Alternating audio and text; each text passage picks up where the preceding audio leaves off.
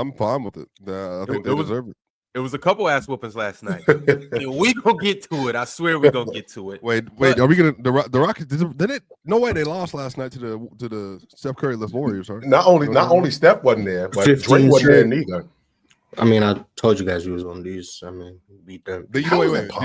Did you hear Did you see what StatMuse? They said that the Warriors have not lost to the Rockets since pre-bubble, like pre-pandemic. It was like February 2020 or January. That's 2020. crazy. Mm-hmm. So we're going on 5 years. Yep, James Harden was still a Rocket last time. The Warriors. This was MVP. James Harden still put up MVP performances. Yeah, we don't beat the Warriors. I said that we don't beat the Warriors. This is the second time we've lost the Warriors twice without Steph already this season. He didn't play the first game either, and we lost. Jonathan Kuminga looking like what? Oh, right quick.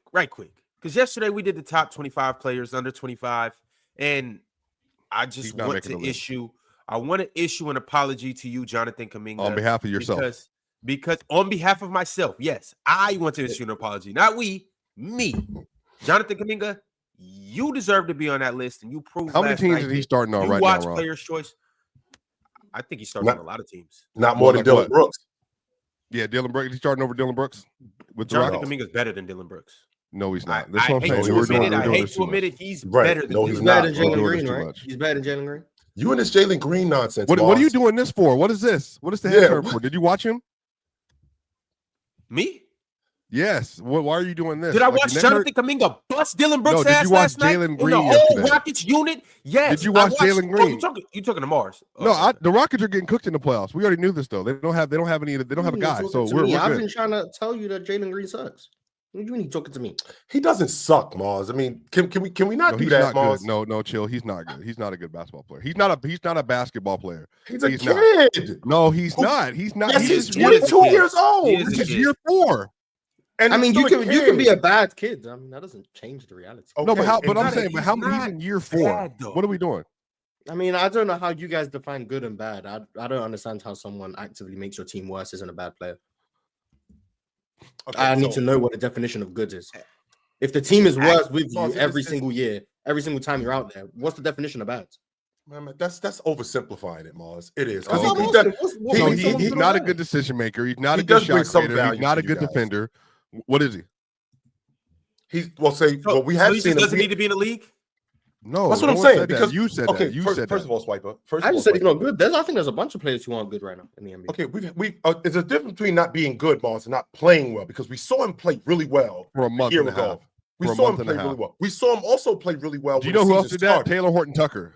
He had like 2 months too, and he didn't get. Remember, they passed up on Kyle Lowry for 2 months. So let me ask this. So if a player plays badly, for 3/4 of their career, but for 25% of it, they play fantastic. Which version of that player is the real them? So are we just saying that Jalen Green is just not a good basketball player? Is that what we're saying? I'm just asking a question. If someone plays bad for 75% of their games and good for 25%, right? Which version of that player is the real them? Can we put some context on that though, Mars? We can't just say that this guy is bad. Can we talk about how he got to where he is? This is the first time in his career that he's had some structure. This is the first time in his career that he's actually had somebody teaching him how to play. So we're still trying to get all the kinks out that were there before. On top of all that, Ron, I want you to share this. On top of all that, he's a kid, Mars. I do think that he's going to get better. And I have seen some improvement from him. I understand where you are with him being a bad player overall.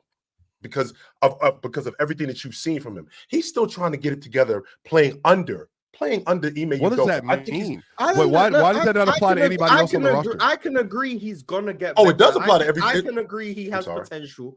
I can agree this is the first time he's played with structure. I think there's many reasons why Jalen Green is bad right now. Some of it is he had horrible structure his first couple of years. Some of it is in terms of just player development. Some of it is him having to learn what's going on in terms of playing in a winning system. Sure. And some of it is he's just not very good right now. What he may be in 3 years, he may be good in 3 years, doesn't change the fact that in reality, in December 2024, he's not good. I'm not going to be like, well, he could be good in 2027, therefore he's good now. I'm not going to do that. Right now, he's bad with a to be determined on whether he becomes good. But now, he is actively a bad player. He's an extremely inefficient scorer who is an extremely limited playmaker. I'll call him willing, just out of kindness of my heart. But he's an extremely limited playmaker, an extremely limited defender. And the one thing he was meant to be able to do coming into the league, he can't do that with any sort of consistency. And I think it's for reasons beyond just he's been in a bad situation. I think that can be a contributing factor. But then acting like none of it is on him, I think is disingenuous. I think, and no, we're not doing that, Mars. No, we're not doing that because again, I mean, he does have some onuses on him where he does have to improve in a lot of different areas. But I have to take under consideration where this was coming from right from the beginning. The fact that he plays for G League Ignite, the fact that he played for Steven Silas, the fact that he played for these guys and there was no structure there. He just came into the league as a baller. Nobody's really teaching him how to be a pro, a professional basketball player. Nobody really taught him that. Nobody taught him how to pick and dive. Nobody taught him how to pull up and be consistent in this sort of stuff, which would explain why, to your point, when he was calling coaches in the middle of the night, what do I need to do to get better? Why am I not as good as I'd like to be? The reason why is because nobody taught you how to play basketball at this level, and we're trying to do that now. It might not be progressing as fast as you would like for it to be. But why do you do that for him and not the other people on the roster who are already better or doing better in the same situation as him? Sure. There are multiple players on the roster that have taken a leap and have ingratiated themselves, including Dylan Brooks, that have ingratiated himself when he made Udoka's coaching. If Jalen Green was better, meaning if he was performing better, meaning if he was playing better, meaning if he was making better decisions, he would be looked at differently. But even down the stretch of that game, as Mars can attest, the decision-making that he has is detrimental to that team. And even versus a team that is missing. Go ahead, bro. So he doesn't. Keep going.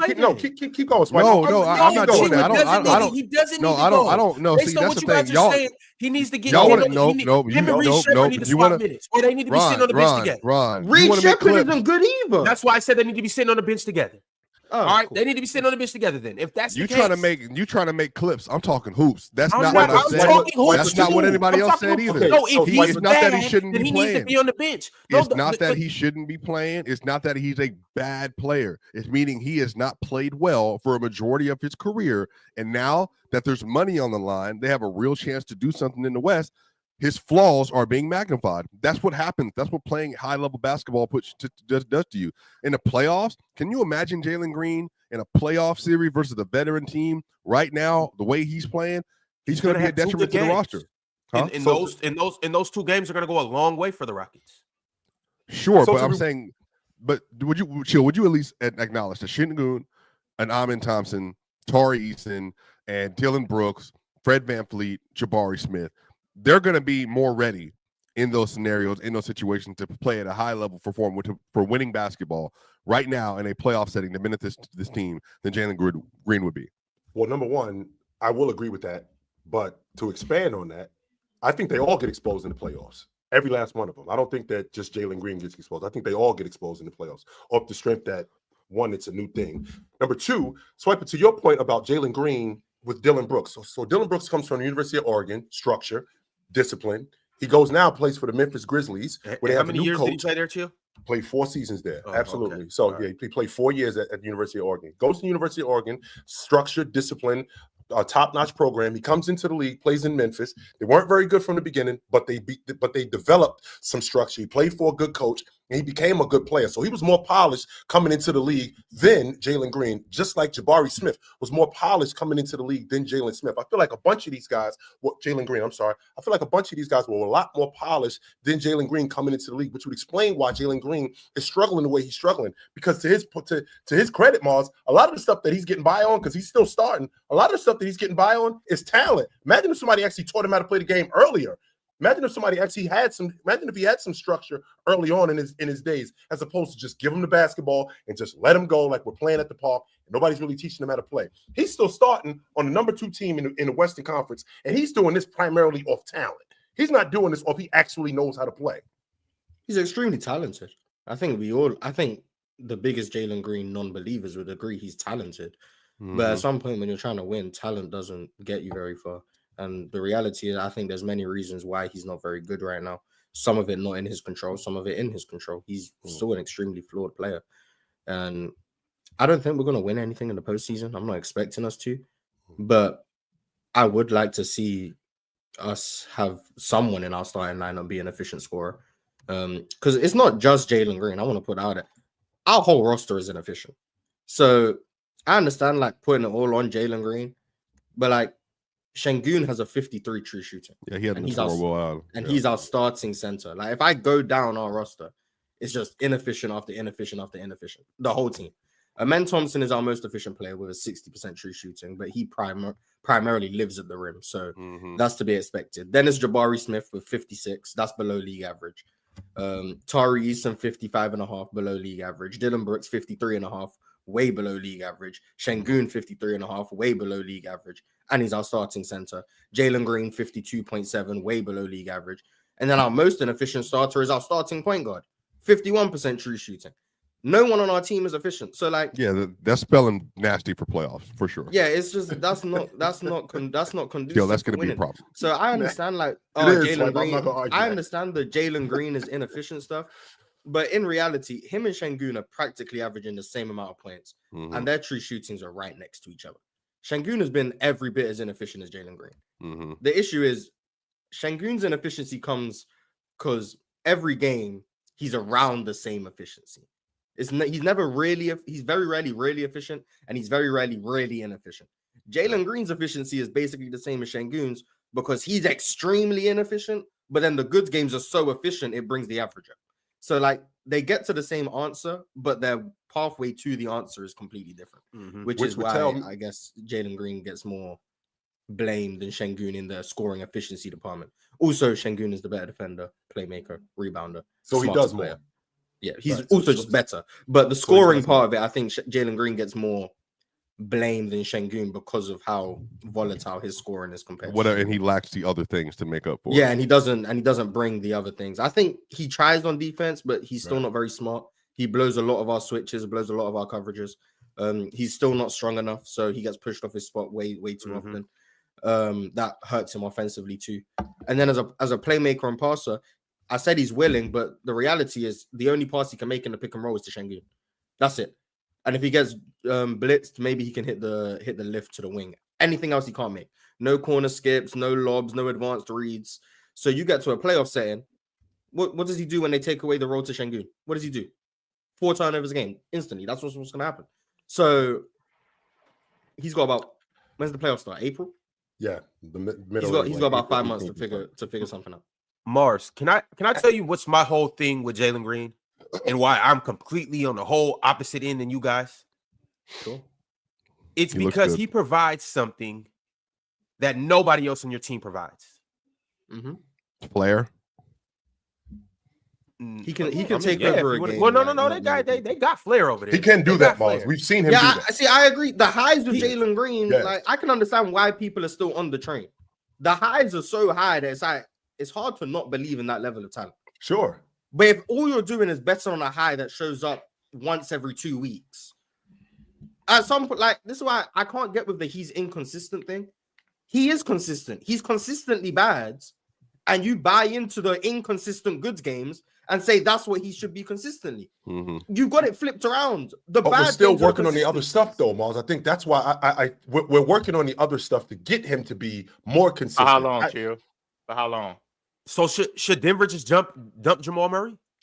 He provides something that nobody else on that team has. No. Why are we comparing two scenarios? I'm not doing that to get at you, Swiper. This literally. No, but I'm saying, but they're obviously at different points in their career with different peaks they've reached. But I'm talking about both guys are going through slumps right now, but both guys provide something for their team that nobody else does. Nobody else does. One guy has never. You see what's happening here, though, right? You see what's happening. What's this happening, is so. I'm on the way back to the house, and I'm just itching to get in this seat so I can break it down. You got your coat on, bro. Is it cold out there? Let's hear it. It's freezing out here, bro. It's 25 this morning, bro. I'm in Portland. It's it was like I'm in Jersey. It was like 29. It was like 29. It wasn't 30. It wasn't 25, but it was cold. But look, it's like 45 out here. I'm going back to the motherland. I'm going back to California. As you were saying, that's the motherland. Because I'm interested to hear it. But as you were saying, Ox. But look, this is what's going on. Chill. I think you can appreciate this, Chill. The reason, Mars was breaking down how everybody's over there inefficient. If I'm not, you know what I'm saying? If I'm not mistaken, Jalen is their leading scorer. Yes, barely, but barely. I mean, but that's I don't want to harp on him being the leading scorer. What I want to say is that on this particular platform, the reason Jalen has been singled out is because these two right here Which are ones? itching. Which two? These Which two two? down here with me. These two down here with me. So this are one and this one. itching. Which They two? are itching Thing one to and cook thing Mars. 2, or itch They one are, and itch they 2. are itching What? to cook Mars. You To know cook what I'm saying? Mars. They No, want to cook no. Mars so bad. Mars already admitted he was wrong, though. Ox, to be fair, Swipe it. Be that as it may, you want to cook Mars so bad. there's only one agenda in my mind today. Jordan particularly wants to cook Mars on the Jalen Green thing. You want to cook Mars any way you can. Jordan wants to cook I don't even want to cook Mars on the today. Jalen I have one. There's a team that needs to be cooked, and it ain't got nothing to do with red. They ain't red. They ain't white. That's fine. That's fine. That's fine. All I'm saying is that Jalen should be better. Jalen can be better, and I think Jalen will be better. I've been a huge Jalen Green fan for a long time. Why though, Ox? Why? Well, initially it started just because he was when I got on the Jalen Green, he was still in Fresno. This was before he went to prolific California team. Yeah, it's not just that. It's just that that might be the reason I was so aware of him. But I was on Jalen Green before he was tough in high school. Before he went to prolific prep. Sophomore year. Did you see Jalen Green sophomore year? So I'm watching Jalen Green, and I'm like, damn, like he better than everybody. You know what I'm saying? And so and he stayed better than everybody for a while. It took him to get to the NBA for all his deficiencies to really be spotlighted. And that's what happens when you play against better competition, better players, you know, you got more schemes and all that, your deficiencies are going to be spotlighted. And his have been. I still think that he's a really good basketball player, and I hope he can, you know, I hope it shows more and more. But I think we're sure. Of course. But I think we're still being a little tough on Jalen, which we should be. You know what I'm saying? We should hold Jalen to very high standards, just like I think MA's holding him to high standards. I don't know. Obviously, I don't got the answers. I'm not sure what it's going to take for him to get to that level. But I think we're just being. I think we're doing. That's really it. That's really it, Ron. Remember we was talking last year. We did talk about not last year, Ron. Earlier this week, we was talking about that, and I'm like, a lot of his things, a lot of his deficiencies. But a lot of Jalen's deficiencies are going to have to come from just keep playing ball, like slowing the game, slowing down, stuff like that. You got to just keep playing through that. And, I don't think it's going to change. But to Marshall's point, though, when you look at it, I think Chills made this point earlier. When you look at what he was dealing with when he got to the league, it's like I think the level of learning. I think the level of learning kind of just stalled right there. And now it's picking up. Now it's like, okay, I see people are pointing out what I got to do. I think him playing with Fred VanVleet, him having Ime Udoka, him playing against Dylan Brooks in practice or just showing things, learning things. I think that the older guys, I think it's going to start. It's going to click. Like Jordan, you know for a fact, you learn something, especially like in sports, you learn something and it don't click like that. Like I brought this up last week. I'm trying to teach my son how to rebound because he don't dribble that good yet. He's still young. And I'm like, yo, at this level, the kids that dribble better, they're the ones that's going to shoot. You're not going to get the ball like that. Block some shots and rebound.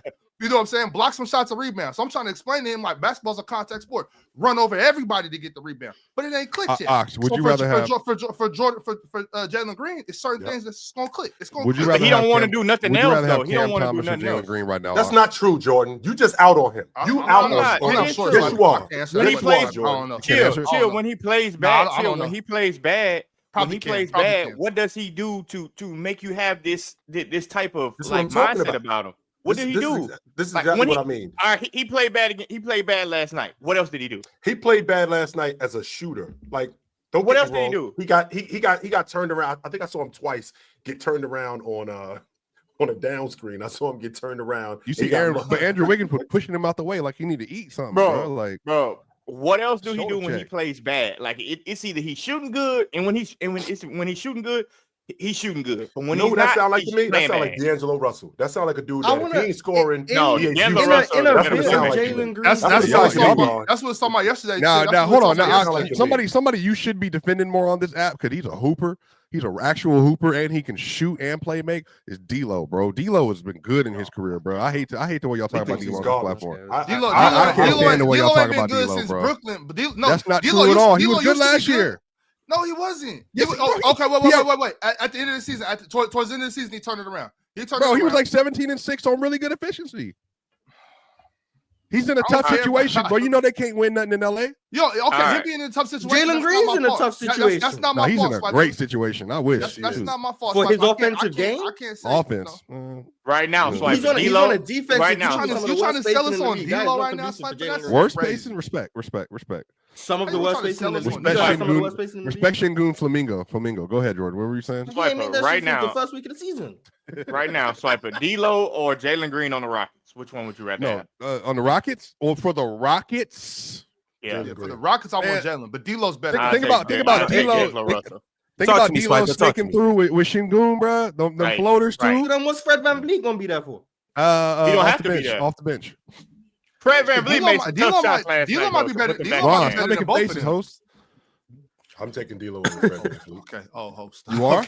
Yes, No, I I'm am. not. I'm taking Fred VanVleet. I'll take him. He can defend. Fred VanVleet would at least try and defend. Like D-Lo's just Try. He was getting attacked all game. I know, but he'll try. Because he's small, Mark. Mark is because Fred, he's small. so Mark, you got him. I'm tired of the participation trophy defense. No, he's small. He's Mark, small, who you got? attacked and staying in the game. Because he's small. Andrew Wiggins is 6'6", 6'7". Every play, Kuminga, where's Fred VanVleet's man? Bring him up. Wiggins, He where's Fred exposed on the VanVleet's man? court. Bring him up. And he's getting attacked every play. Man, we wouldn't have been in the game. Because We he's wouldn't have been in the getting game attacked last every night. play. But we wouldn't have been in the game last night without VanVleet. And then I would make the same argument in that third quarter. It was Fred VanVleet and Jalen Green. The only reason that we stayed close. Stayed in the game.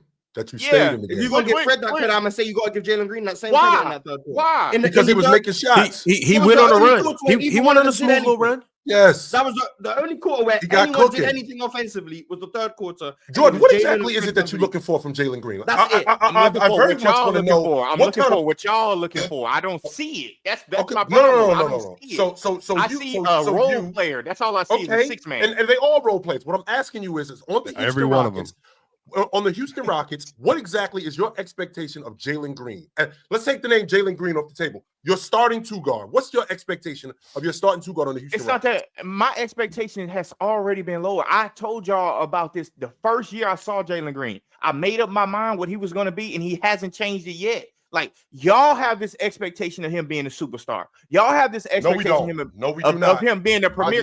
Yeah, you do. Yeah, you do. Yeah, you do. Chill. You know why you do? I don't have an expectation of him being a superstar. No, I don't. Yeah, you know why you do.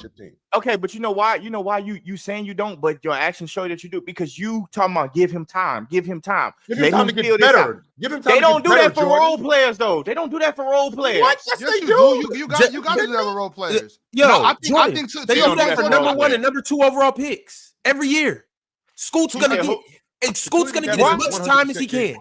That's my Scoot's point, gonna get a decade Ron, of being trash. I'm not saying he's gonna be, but I'm saying if he is, he's gonna get a decade of being trash. But that is my exact That's crazy, Ron. They need to come off him by a decade. I shifted him from being a number 2 pick in my mind to saying, not really a good number 2 pick. It's not that. Like, but Jordan, he's to the your sixth point, man at best. Okay, but look, Jordan, to your if we point, redo that draft, does he go lottery? Jalen could be a great 6 No, man. I don't. On a real team, I chill. think that- On a real team. What are we talking about here? Yeah, he would be a Jalen 6 man. Green is He would be a 6 6 man on a man. lot of rosters. Wait. A 6 man where? Thunder. what I'm The trying to Thunder find. right now. The Thunder right now. He's coming off the He'd be bench. 6 man. Coming off the for sure bench. he's coming off the He bench. starts I mean, for that's the not Thunder. saying much. He starts for the Thunder.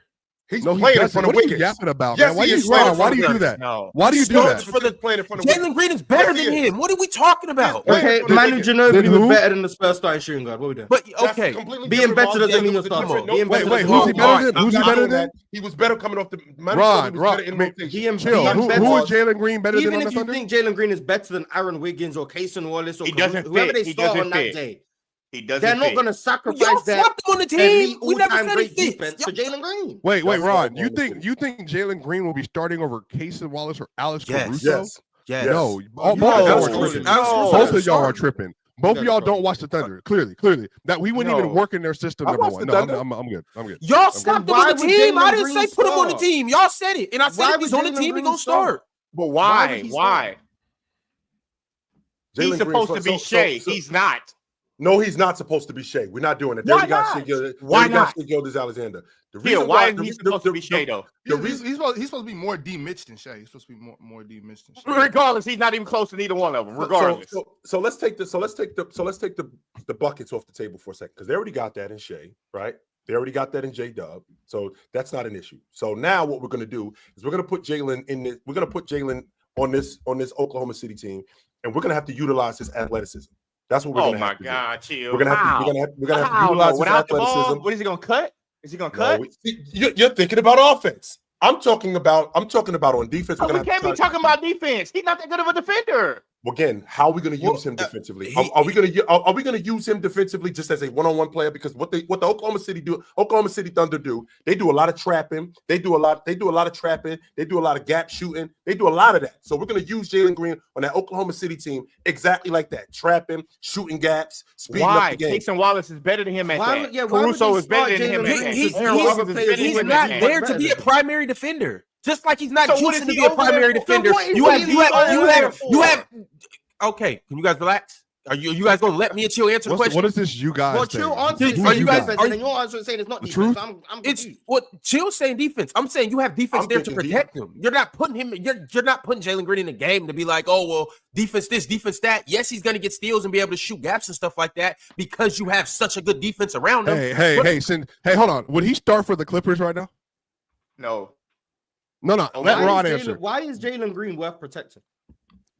What do you mean? Why is he worth protecting? Why would he's on the crew? Everybody's worth protecting. I'm gonna clarify what I mean by my question. Please. The athleticism he's going to bring to the lineup, the fast break threat that he's going to bring to the lineup. Hold on, Ron. Keep going. OKC start 5 elite defenders, right? No, Casey Wallace is not an elite defender. I ain't buying yes, he is. Chill. What are you talking about? He's always been. Jalen Williams, J-Dub is an elite defender. When did we? Since when did we say J-Dub an elite defender in the same sentence? Because he wasn't elite last year when he had Lou Dort. He wasn't elite. He wasn't elite the year before that. When did we start saying Jalen Williams? No, you said Casey Wallace. You said Casey Wallace. So let's talk about J-Dub. I'll rephrase the question again. The Oklahoma City Thunder starts 5 really good defenders, right? I can get with that. Okay. That's love, Jordan. That's love. I think J-Dub is elite too, though. I think J-Dub. Yeah, but I'm not trying to get caught in the semantics of elite versus really good. So as you were saying, Mars. Okay, the Oklahoma City Thunder have by far and away the best defense in the league, right? Not close. The Oklahoma City Thunder are a team built on their defense, right? They got a pretty good offense too, but sure. Okay. A lot of so why would OKC implement by far and away who would be their worst defender into that starting lineup and take away from what their best asset is, which is their defense, in order to fit in someone who is, by all intents and purposes, a bad decision maker, an extremely inefficient scorer, and not very effective without the basketball? If we understand Shai's going to have the ball in his hands and J-Dub's going to have the ball in his hands more than Jalen Green does, and Jalen Green is not good away from the basketball, and Jalen Green is not good defensively, why on earth would OKC start him and have to change the way they play and change the way that they're most effective in order to fit him in and make him viable when they are already the best team in the Western Conference, already built on that defense? Why would it make sense to them Jalen Green doesn't decimate change the way they do things? Jalen Green doesn't. To answer your question, Mars, you just said that this crew is built on defense. Can we agree? And if I'm wrong, Mars, straighten me out. Can we agree? Jalen Green is your best athlete of all the athletes you got. He's your best athlete. Yes. Okay, so we can agree that he's your best athlete. You start 5 wings. That's what you start. You start 5 wings. But before Hartenstein was in the lineup, you still had an elite defense. Is that fair? Yes. So with that being said, your defense is predicated on trapping, because again, trapping, shooting gaps, and gang rebounding. That's what your defense is predicated on at that point. With that being said, that sounds like more help defense than trap defense, though. It's way more help defense. It looked at when I watched the Oklahoma City Thunder, they do a lot of blitzing. In addition to them doing a lot of blitzing, guys like Caruso, guys like Lou Dort, they shoot a lot of gaps. That's not to say that Lou Dort isn't a great one-on-one defender, but he shoots a lot of gaps. Now, when I got a guy like Jalen Green, who's a phenomenal athlete, and I got these guys around him to protect him in terms of him being a one-on-one player, and now all I'm responsible for is when these guys blitz, I can shoot gaps and I can help rebound defensively. I can definitely implement him in what we're doing. No doubt about it, I can. You can, but why? How is he better at that than whoever they go exactly. Already? Yeah, the question would be why would you put him in there? Why would you implement him in that when you have players who are already proven in doing that and are doing it at an extremely high level? as opposed to gambling on Jalen Green being able to do it? Because I got a better athlete than Jalen Green, and I think he would make us. I think he would make us fast. But it's not even about athlete. It's not even about athlete. And a more explosive offensive player.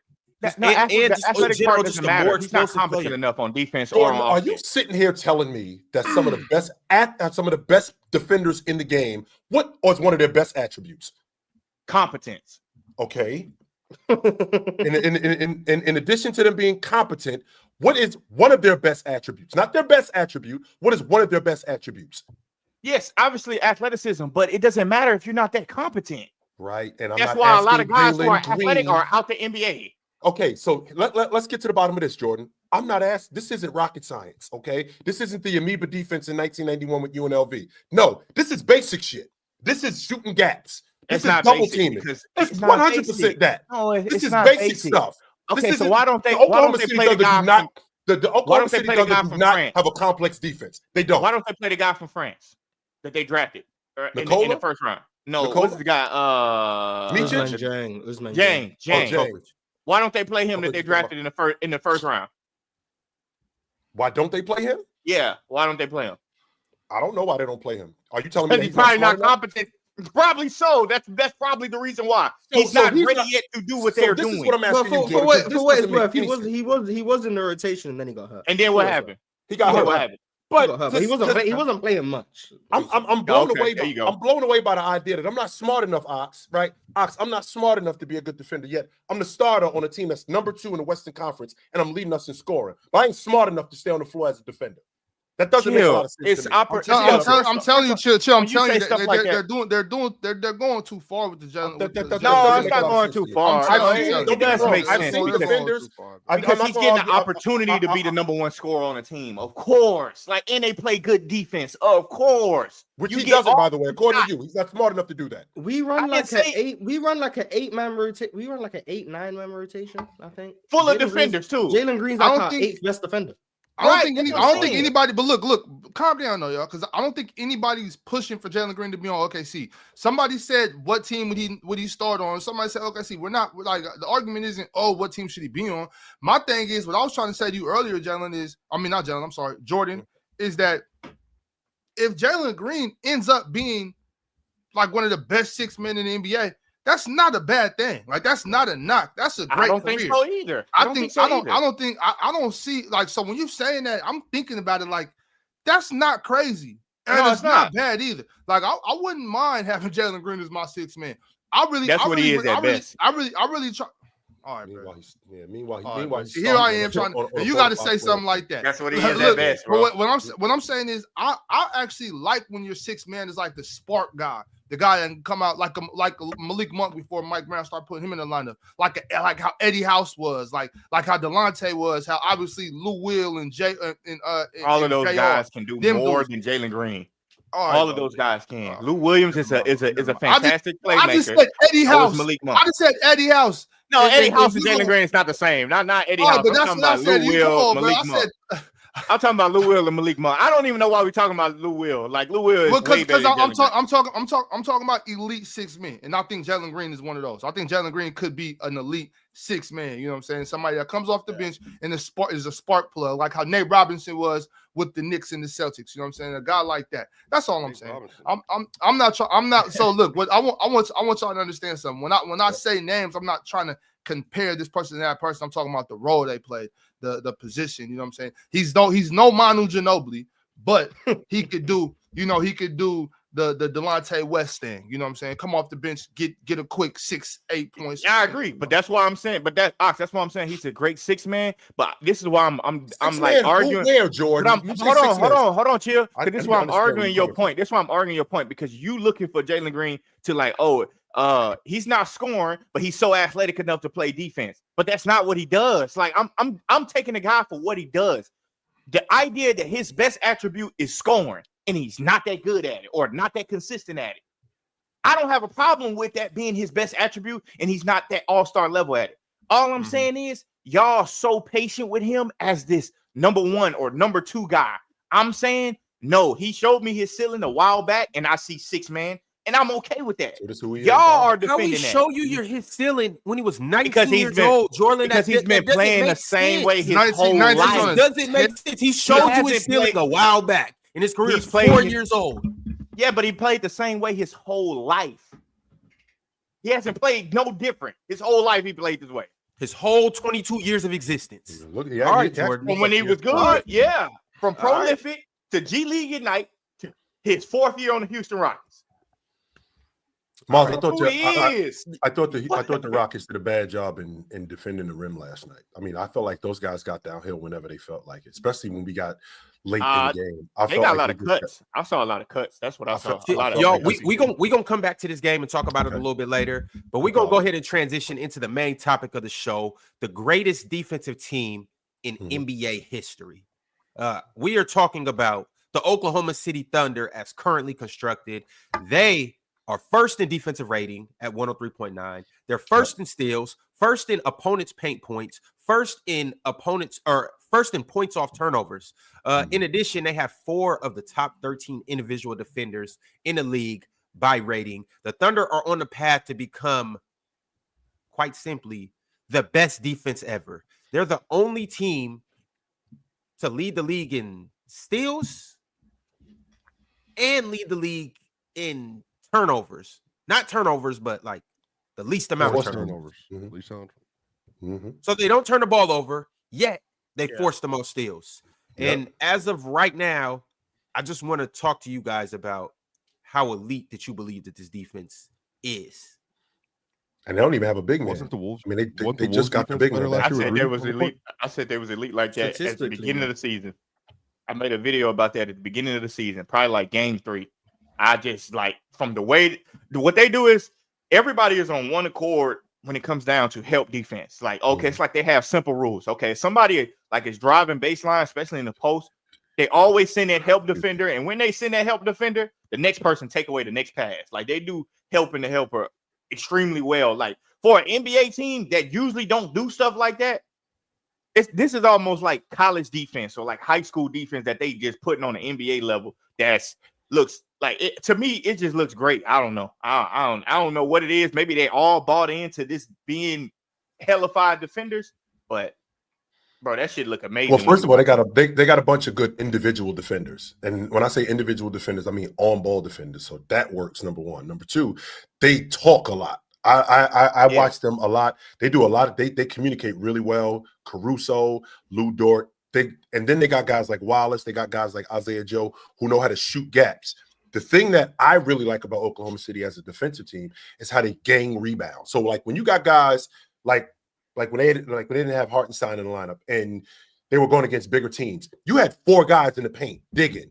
When you got that big guy that's rebounding, that's trying to offensive rebound, you got 3-4 guys in the paint digging. When you got 3-4 guys in the paint digging, I mean, that definitely limits your ability to offensive rebound. Because when you got that many guys in the paint, that means that now we're probably not going to get offensive rebounds because we're going to turn the ball over because we got 3-4 guys around us. I really like that about them.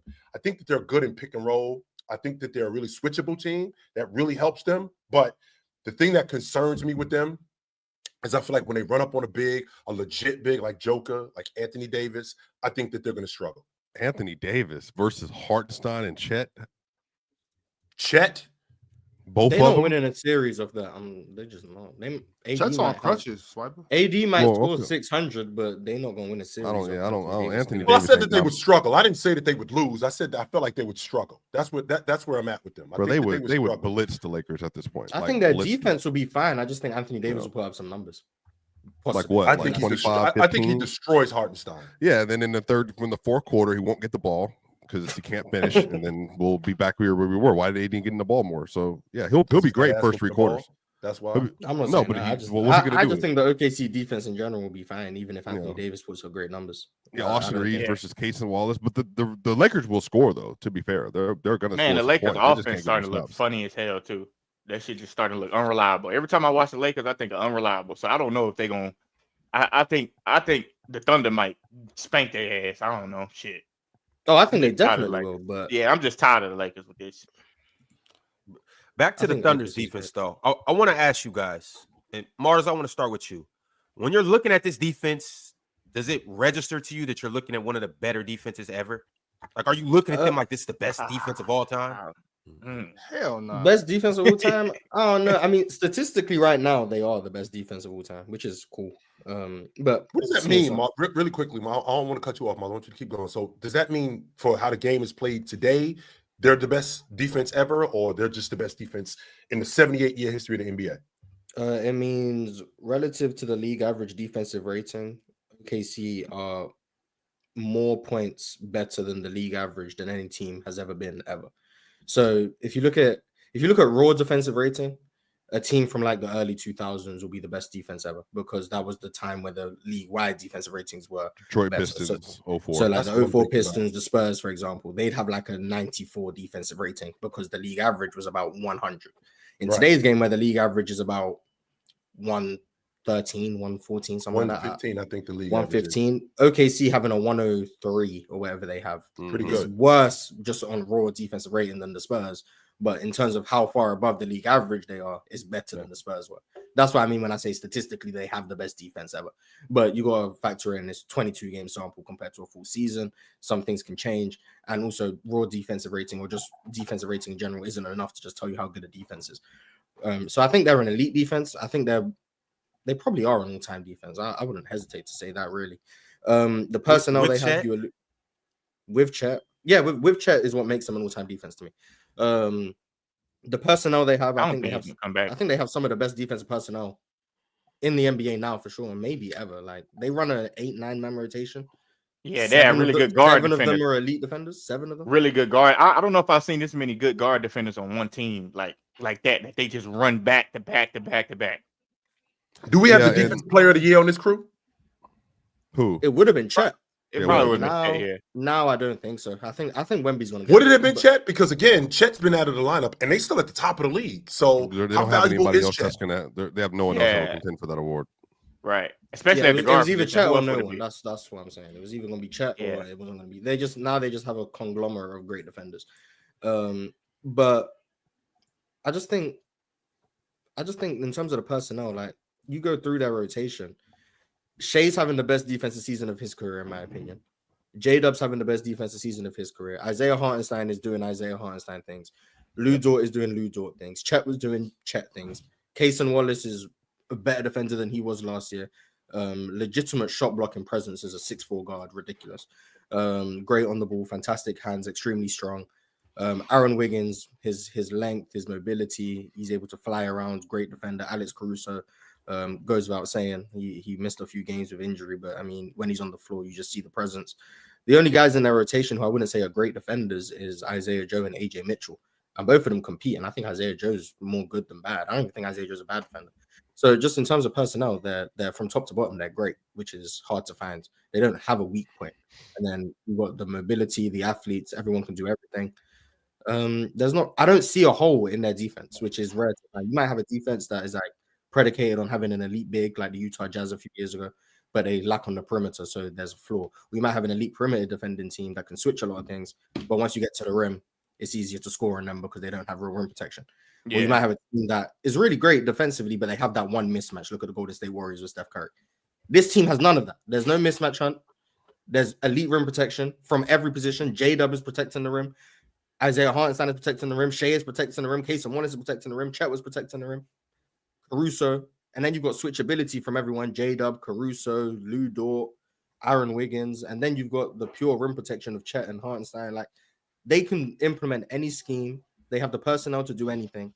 And they don't have a mismatch. Like, I don't see. Only thing I would say, Mars, is, though, in the playoffs, they're going to find a mismatch. Best believe. They're going to mismatch her in the playoffs. When that game slow down, whether you like it or not. Who would be your choice? I don't know, but I'm saying it would probably be Shea just to tire him out offensively. That's Hartenstein like for me. It's gonna be one of them. Somebody gonna say, if you got a big, I'm going after Hartenstein because your front court is small after Hartenstein, so I'm going after him. But what about when Chet gets back? Yeah, let me just put Chet on the floor. And that's where I just don't think he's coming back this season. I don't think he's coming back either. But they gonna find somebody, regardless of whether you a good defender. Like you've seen people that's been good defenders get hunted in the playoffs by better offensive players. And I'm specifically talking about Patrick Beverley and Luka Doncic, where they sat past. That's because of a size thing. Patrick Beverley's at 6'1". They don't have that. Cason Wallace is their smallest player. He's 6'3". I'm sorry. I Yeah, don't think, but Luka's 6'7". Maybe a Luka can hunt Casey Wallace, sure. Yeah. But like because he's not going to give him the ball pressure that's going to bother Luka. Well, Luka can hunt SGA too, to be fair. Because he can hunt anybody. He hunted Lou Dort last year. That's what I'm saying. They're all small. I wouldn't say he hunted. They're he all went small. after him, Moss. Got him on the box. When that switch came, well, Lou Dort was guarding him. I wouldn't say he hunted him. Lou Dort was just his matchup. But yeah, but Luka don't give a damn about a Lou Dort guarding him. That's the problem. Yeah, I don't think that's a sign of bad defense. Like, I just think. No, I'm not saying it's a bad defense. I'm just saying. No, I agree. I'm not saying it's a sign of bad defense. I'm saying to your point about the mismatch hunting. Yeah, in the regular season, probably not a good idea. But in the playoffs, they're gonna find somebody to pick on with their best offensive player, and that it's gonna have to rely on their help. To me, they help defense is gonna be what's gonna stop people, not their one-on-one defense. Fellas, right quick before we dive into exactly what this defense is going to look like in the playoffs, yo, chat, I need your attention right quick. Simply because the NBA season is back, which means it's time to hit the court. All basketball fans, lace your boots up, lace your kicks up, and let's make this happen because there are endless ways to play at PrizePicks. With the season just tipping off, that means it's a lot of opportunities to pick your favorite players. Jalen Green, SGA, whoever it may be. Ox might want to choose De'Aaron Fox. And you can make these matchups thrilling. Who's going to light it up from deep and knock down threes? Who's grabbing rebounds? Who's getting all the assists for the night? Which we'll get into in a little bit. Because with PrizePicks, you can play daily NBA contests and test your hoop knowledge, push it to the limits with all player projections and every stat line imaginable and win you a nice little chunk of change. Are you a rookie in the game? No worries, don't sweat it, because here's the playbook. All you got to do is download PrizePicks, sign up using code PANEL, and all new customers will receive a nice promo of instantly getting $50 when you play $5 instantly like that. At PrizePicks, you can run the game, control your game, and win the game. Every day on our show, me, Chill, Mars, Ox, Swiper, Jordan, Penn, etc. We will be locking up our lineups and sharing the plays that we are going to make on a nightly basis. So if you think Luka's going less, perfect. If you think Jalen Green's going more, perfect. We'll show you guys exactly what to do. And with PrizePicks, the payout can be as sweet as a buzzer-beating win. So what are you waiting for? Download the PrizePick app right now. Use the sign-up code PANEL and join me as we break down our picks to see who comes out on top. PrizePicks, it's game time every time. Let's go ahead and make this happen, fellas. Let's get into it. Ox, you want to show what happened yesterday before we get into anything? Donovan Mitchell smoked it. He smoked the parlay, yo. Donovan Mitchell smoked it. Because Evan Mobley would have had his 10th rebound and he would have been over 9.5. Thank you, Don. Appreciate you. Why did you take Evan Mobley 10 rebounds? Because he had 9. He had 9. Yeah, he had 9 yesterday. What's the average of this year? David Montgomery was right. Yeah, I told you. I don't know who he is. Always trust David Montgomery. So Buddy Hield to her, but no. So Evan Mobley was 1 rebound away from getting. So don't listen to Chill. Is what we're hearing. That's what it sounds like. I don't know what I'm talking about. And then Domantas Sabonis did not hit 38.5. He was close. He was close. Wow. He didn't. He really didn't do nothing like in the last 7 minutes of the game. Kind of I seen he had like 17, 12, and 6, and I think he entered the game at like 17, 13, and 6. I was like, oh, damn. Yeah, he was kind of just out there the last like 8 minutes. Yeah, so we know to go less on Domantas next time. Yeah, right. And thank you, Penn, for encouraging us to go more with Scotty Barnes' threes. Oh, he made 2 exactly 1. That's fire. Yeah, they were down 200, so his threes ain't really make a difference. But 200 is crazy. And then Swiper absolutely came through with David Montgomery. Absolutely, Swiper. Yeah, but y'all need to tap into fantasy football. I told y'all. Hey, I was right on Jalen Green. I knew he wasn't hitting that 21. Yeah, and Buddy Hield. That shit that the Rockets did against him. Who took the free throws on Buddy Hield? Free throws. That was me. I expected the magnets to be on. It turns out Jonathan Kuminga had the magnets. So it was the wrong person, but I had the right idea. What did he hit? 4 yesterday, I think, Ron? Mars? one. Jonathan Kuminga? He like We 3 need Jonathan him. Kuminga, Yeah, I think he had like but- 4 but- threes, yeah. But Mars, Kuminga plays good against the Rockets. It seems like for the last 4 games he been playing good against the Rockets. Yeah, but last time he played the Warriors, Buddy Hill Buddy got like Hill was 5 threes in the cooking. first Yeah, he half. was. So I was Buddy like, Hill been No, playing like we about shit to though get to it. lately. Buddy Hill been playing like bad lately. man, people be playing trash. Then the Warriors come to town. I mean, then the Rockets come to town. All of a sudden, everyone make up. So that's what I was yeah. expecting. Buddy No been in Steph, a Buddy Hill slump, to though. go on a heater. But All right, Because I you gotta gotta make be these embarrassed. picks. I knew Jalen Green wasn't going to score no damn 21. That was free. Before we make these picks, I just want to point out that Ox and Chill, Yep. y'all need to get y'all shit together. Y'all both 0-2. Oh, man. Mars, Trash. you 1-1 right now. You batting at 500, and me, myself, and I personally, 2-0. I know it's early in the season, so we all have chances to continue to keep this thing going. But I'm gonna go ahead. Ron, did you see what Jimmy Butler did to me the day before yesterday? Had 17. I needed him to have 18.5, and he didn't play the whole fourth quarter. I mean, He don't maybe you just empty need to go stats. less. He don't need to stat pad. He just built Maybe you need to stop being such a more merchant and just go less. Oh, okay, that's all right. I'm not maybe tripping. Ox is too positive. Maybe he expects too much of these players. Watch what I do today. With that being said, can you go up to the teams and type in just Milwaukee Bucks? Gotcha.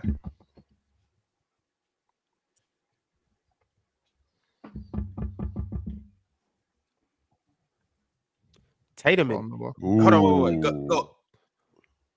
Yo, Who what? Who what, Swiper? Well, I looked at the Dame number, and I just looked up his number versus Boston since he's been in with the Bucks. And it's been bad. No, that's interesting. I'm taking the under. It's less. You mean Swiper? It's less. Yeah. Yeah, But less. I'm taking less. Go down, Ox. Does Andre Jackson hit a 3 tonight? I'm not playing with Andre. Yo, I know exactly what I'm doing. Keep going down. Go down until you see the best player in the NBA. Who? Chris Middleton? Keep going. Keep Oh, going. Middleton's back tonight, right? Yes, he is. Up. They got the Wait. same player on there like 18 times, so it must be one player that you're talking about, Ron. Ron, Points. if you're that guy, you go PRA 47.5. More. That's exactly what I'm going. Yeah. Exactly what I'm doing. Yeah, Ox. You see Okay. you see Giannis PR. You want to go more? 47.5? less. Wait. Less. Time out. Do the points. Where's so rebounds and assists? So that would be 10 and 7, 9 and 8. Giannis gonna That's have like tough. 36 and 13. The assists won't even matter. Facts. Yeah, but Yeah, bro, for like sure. He gonna get What There's you want, that. Ron? You want me to go more, Ron? for sure more. We gonna go Man. more. We gonna go more. versus Boston. Yeah, he gonna get that shit. They might Giannis lose, but he scared of gonna get that Boston? shit. All right, I'm taking. Okay. So Swiper, we Giannis should go might less. get 27, 15. I'm and- just and- telling you, and man. what, It's 8? a sticky situation with Boston because it just depends on the game flow. It's not about Giannis. If the game's out of hand, Ox, just like What do you Sabonis do last time yesterday. they played him? Doc don't normally bench his guys either when it's out of hand. He play that shit to it's like the last 2 minutes, and I know. Boston gonna play so fast in terms of getting threes up. That just opens up the floor for Giannis in transition. That's like 26 points right there. All right, Giannis last 4 versus Boston. Y'all ready? Yeah. 28, 10, and 6. So what would that be? That's 44. Right? 44. I told y'all, man. Like, What about the It's last? different. What about the other game? but- I got the but- last but- game that they played. But Giannis, Yeah, right? what But about the Giannis game? right now on a different type of test. Right. Like, What all about right, the other I'll take game, Swiper? this. I'll tell y'all this. I'm taking it less, and we between us all, I'm taking less, and it has nothing to do with Giannis. It has everything to do with the way the game goes. the last time Giannis played Boston, he had 46. I know, but I'm still No, taking 46 less. PRA. I'm saying 46 PRA. So No, Yeah. but he had more than that. Hold on. The last time he played, no. Oh on no! the- My fault. There was another game here. He had, He had what is that, 43, 13, and 50? 5. 43, no, 13, he had and 5. 43 points alone. Yeah, 43, 13, and 5. Oopsie. That's what I've I'm seen the That's first what I'm game where he saying, had Swiper. 30, I'm 10, like, and 6. Swiper, I've what seen the the hell? first No, one. Jordan, but I'm telling you, I'm taking less tonight. Lost Where's both of the them game at, games, by too? the way. All right, but Ron, are you taking more or less? It's in I'm Milwaukee. more. Swiper. My fault, Giannis. I was playing with you. He averaging 35 a game against him this year. This That's Giannis cool. guy, like, But I'm just- Yeah, This- he this- like, I'm averaging just going 35 for a the- game against him. But All you right, got to take Chill. larger How sample you ride? size in the last Mars, 2 that's games. a fact. though. Giannis is kind of good, huh? yeah, this Giannis guy, he pretty good at Boston. I ain't gonna lie. He Yeah. pretty decent. Yo, hold on. I What's saw- up, Chill? I saw that I saw that Giannis 3.5 turnovers. I'm going more with that. Oh, you're such a hater. What the hell? I'm going more with that. He's such a hater. Just because he has the ball so much, he's definitely gonna turn it over 3.5. I'm going. I think Giannis over his last 5 games, he averaging something like 4.5, almost 5 turnovers a game. Click the turnovers. Ox, click the turnovers at the top. It was up there already. Yeah, at the top. Look for the category. Now go kill some more. You see it at the last one. The last. Hold on, one. I'm gonna just search up Giannis. It'll pull up. He's right there. Mm-hmm. Yeah, he missed so it. old. Yeah, he missed it. It's right there at the it's top. Right here. It's right here. I'm looking right at it. Yeah, but he's saying you can. I know what he's saying. Let me just do it. Yo, Ox is right there. Hey, who else want to run this? Who want to work? You getting old people to do this is disgusting work. Yo, and I'm trash at like technology. I'm not good at it, but I know that I can make it easy for me. I see this right here, but I can also search right here. It's not, you know what I'm saying? Yeah, you could do it the longer way. Yeah, that makes sense. All right, Mars, how you rocking? Which you want to do, Mars? That's what's wrong with you youngsters. Y'all want to do everything so quick. I want to have money invested in the Hawks Lakers game we're gonna do on playback today. So that is you an intelligent guy. So let me see what Jalen Johnson at. I got you. 21 points. I think he can get more than 21. Shit. I don't know. Against the Lakers? Yeah, I would try the PRA, against that trash defense. Yeah, try the PRA, Mars. Try the PRA. What you got, Mars? Try to rebound. Mars, listen to yourself. My line of thinking is Jalen Johnson a menace in transition. The Lakers can't defend in transition. Therefore, Jalen Johnson will get more points. So yeah, I'm gonna do more in Jalen Johnson points. That's what I'm gonna do. I'm gonna do more in Jalen Johnson points. So more than 20 points. Jalen can get 21. Yeah, he bagged at 21. Damn. Man, we some more merchants. That's all we do is pick more. Everything. Because I don't want to start preying on players' downfall. I'm gonna be honest. Like it feels bad. Like I don't want to be like less, and then when they start getting up in points, I'm praying for them to start missing. Like that feels bad. So I want to see the good things. Yo, Big Ox. So since we're gonna be on playback watching these games, the Lakers game is on at 4:30. Well, 7:30 Eastern time. And the Bucks game is on at 7:30 Eastern time. So they're both at the same time. Turn the Bucks I would like for our contest to be over by the time we're done with playback, so we can know whether we hit. Would you mind? And it's up to you. Would you mind keeping it at a 4:30 or a game that comes on before that, which is the Magic and the Sixers? I'm gonna say hell nah. Magic and the Sixers? Yeah, I could do that. I already had something for the Magic. It's real simple. Okay. Going more for Mo Wagner blocks. And that's a demon pick. You want to zoom in on that? So y'all see PrizePicks offers a nice little. Can you click on that demon? Well, I probably won't pop up for the full screen. But essentially, the demon is a little wild. They're harder to win, but the lineup qualifies for a higher payout. So basically, what Ox is going to do is get us a little more money on the back end once Mo Wagner gets this block for us, right, Chill? He could get a block. I think he could block a shot. I think so. Until his ass don't. I mean, damn, Jordan. He can't get me one block. Just block a shot. Man, Franz is not really interested in defense. I mean, not Franz. Mortiz, whatever. He's just not interested in defense. Mo play a little D down there. Did you just call that man Mortiz? Mortiz. Moritz. But anyone call him anything but Mo. Moritz Wagner. It's not. How you say his name, Mars? How you say his name? That's your German guy. Man, that's just my guy Mo, man. What's wrong with the rest of his name? What's wrong with the rest of his name? His name Mo. I don't know what to tell you. His name Mo. So is it not Mortiz? How you say it? No, it's not Moritz. What the hell? Moritz. Like it's Moritz. No, chill. It's actually Moritz. Moritz, like Dirk Nowitzki. Yes. Oh, I see. It is Moritz. It is Moritz. Okay, I see. I can't see my eyes. His name Mo. Let's just keep it on Mo. Wagner, not Wagner. Oh, we took too long, y'all. They knew we was about to hit. That's what happens when y'all over there arguing about nothing, man. Let me make my picks in. Hold on. Refresh the screen. Refresh it. See what we did? That's crazy. Look at what y'all did. Over there arguing about this boy. Hey. Yo, Ben, y'all doing us bad right now, Ben. Put that back up there. We need that. But come on, let's. If he doesn't get a block, then you're gonna be grateful. So we got to go all over. Okay, the whole thing. Yeah, it's gone. I had Jalen Johnson more points. I had Jalen Johnson more That's points. nasty. That's because you guys sold. Yeah, nah, that just means we need to make some better picks. Jalen. Nah, they were scared. Those picks were too good. They were scared. They were scared. Okay, I got Jalen Johnson more points. So okay, I got. Ron has Giannis more PRA. Hold on, Ox, you can click that turnover. You can click the turnover bar right there for chill. I'm not doing it. Right there. Ox is right there. Look how close it is to your cursor. He don't give a damn. Ox doing his. Now he's spelling Giannis wrong and stuff. Wait, hold on. Wait, hold on. Ox, all right. You ain't about to put something on Giannis making a 3. Giannis gonna make a 3 today. You tripping? You can do that with Giannis too. Go with the more. Go with more right PRA. Okay. But type in Yabusele.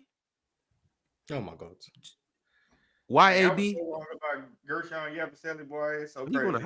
I don't even check my comments on YouTube. That's how wrong I was. Go down. This right here? No. Go down. I seen something like 8 rebounds. I thought I did. You think Gershon Yabusele getting 8 rebounds? Oh, that was points. That was points. My bad. I thought it was rebounds.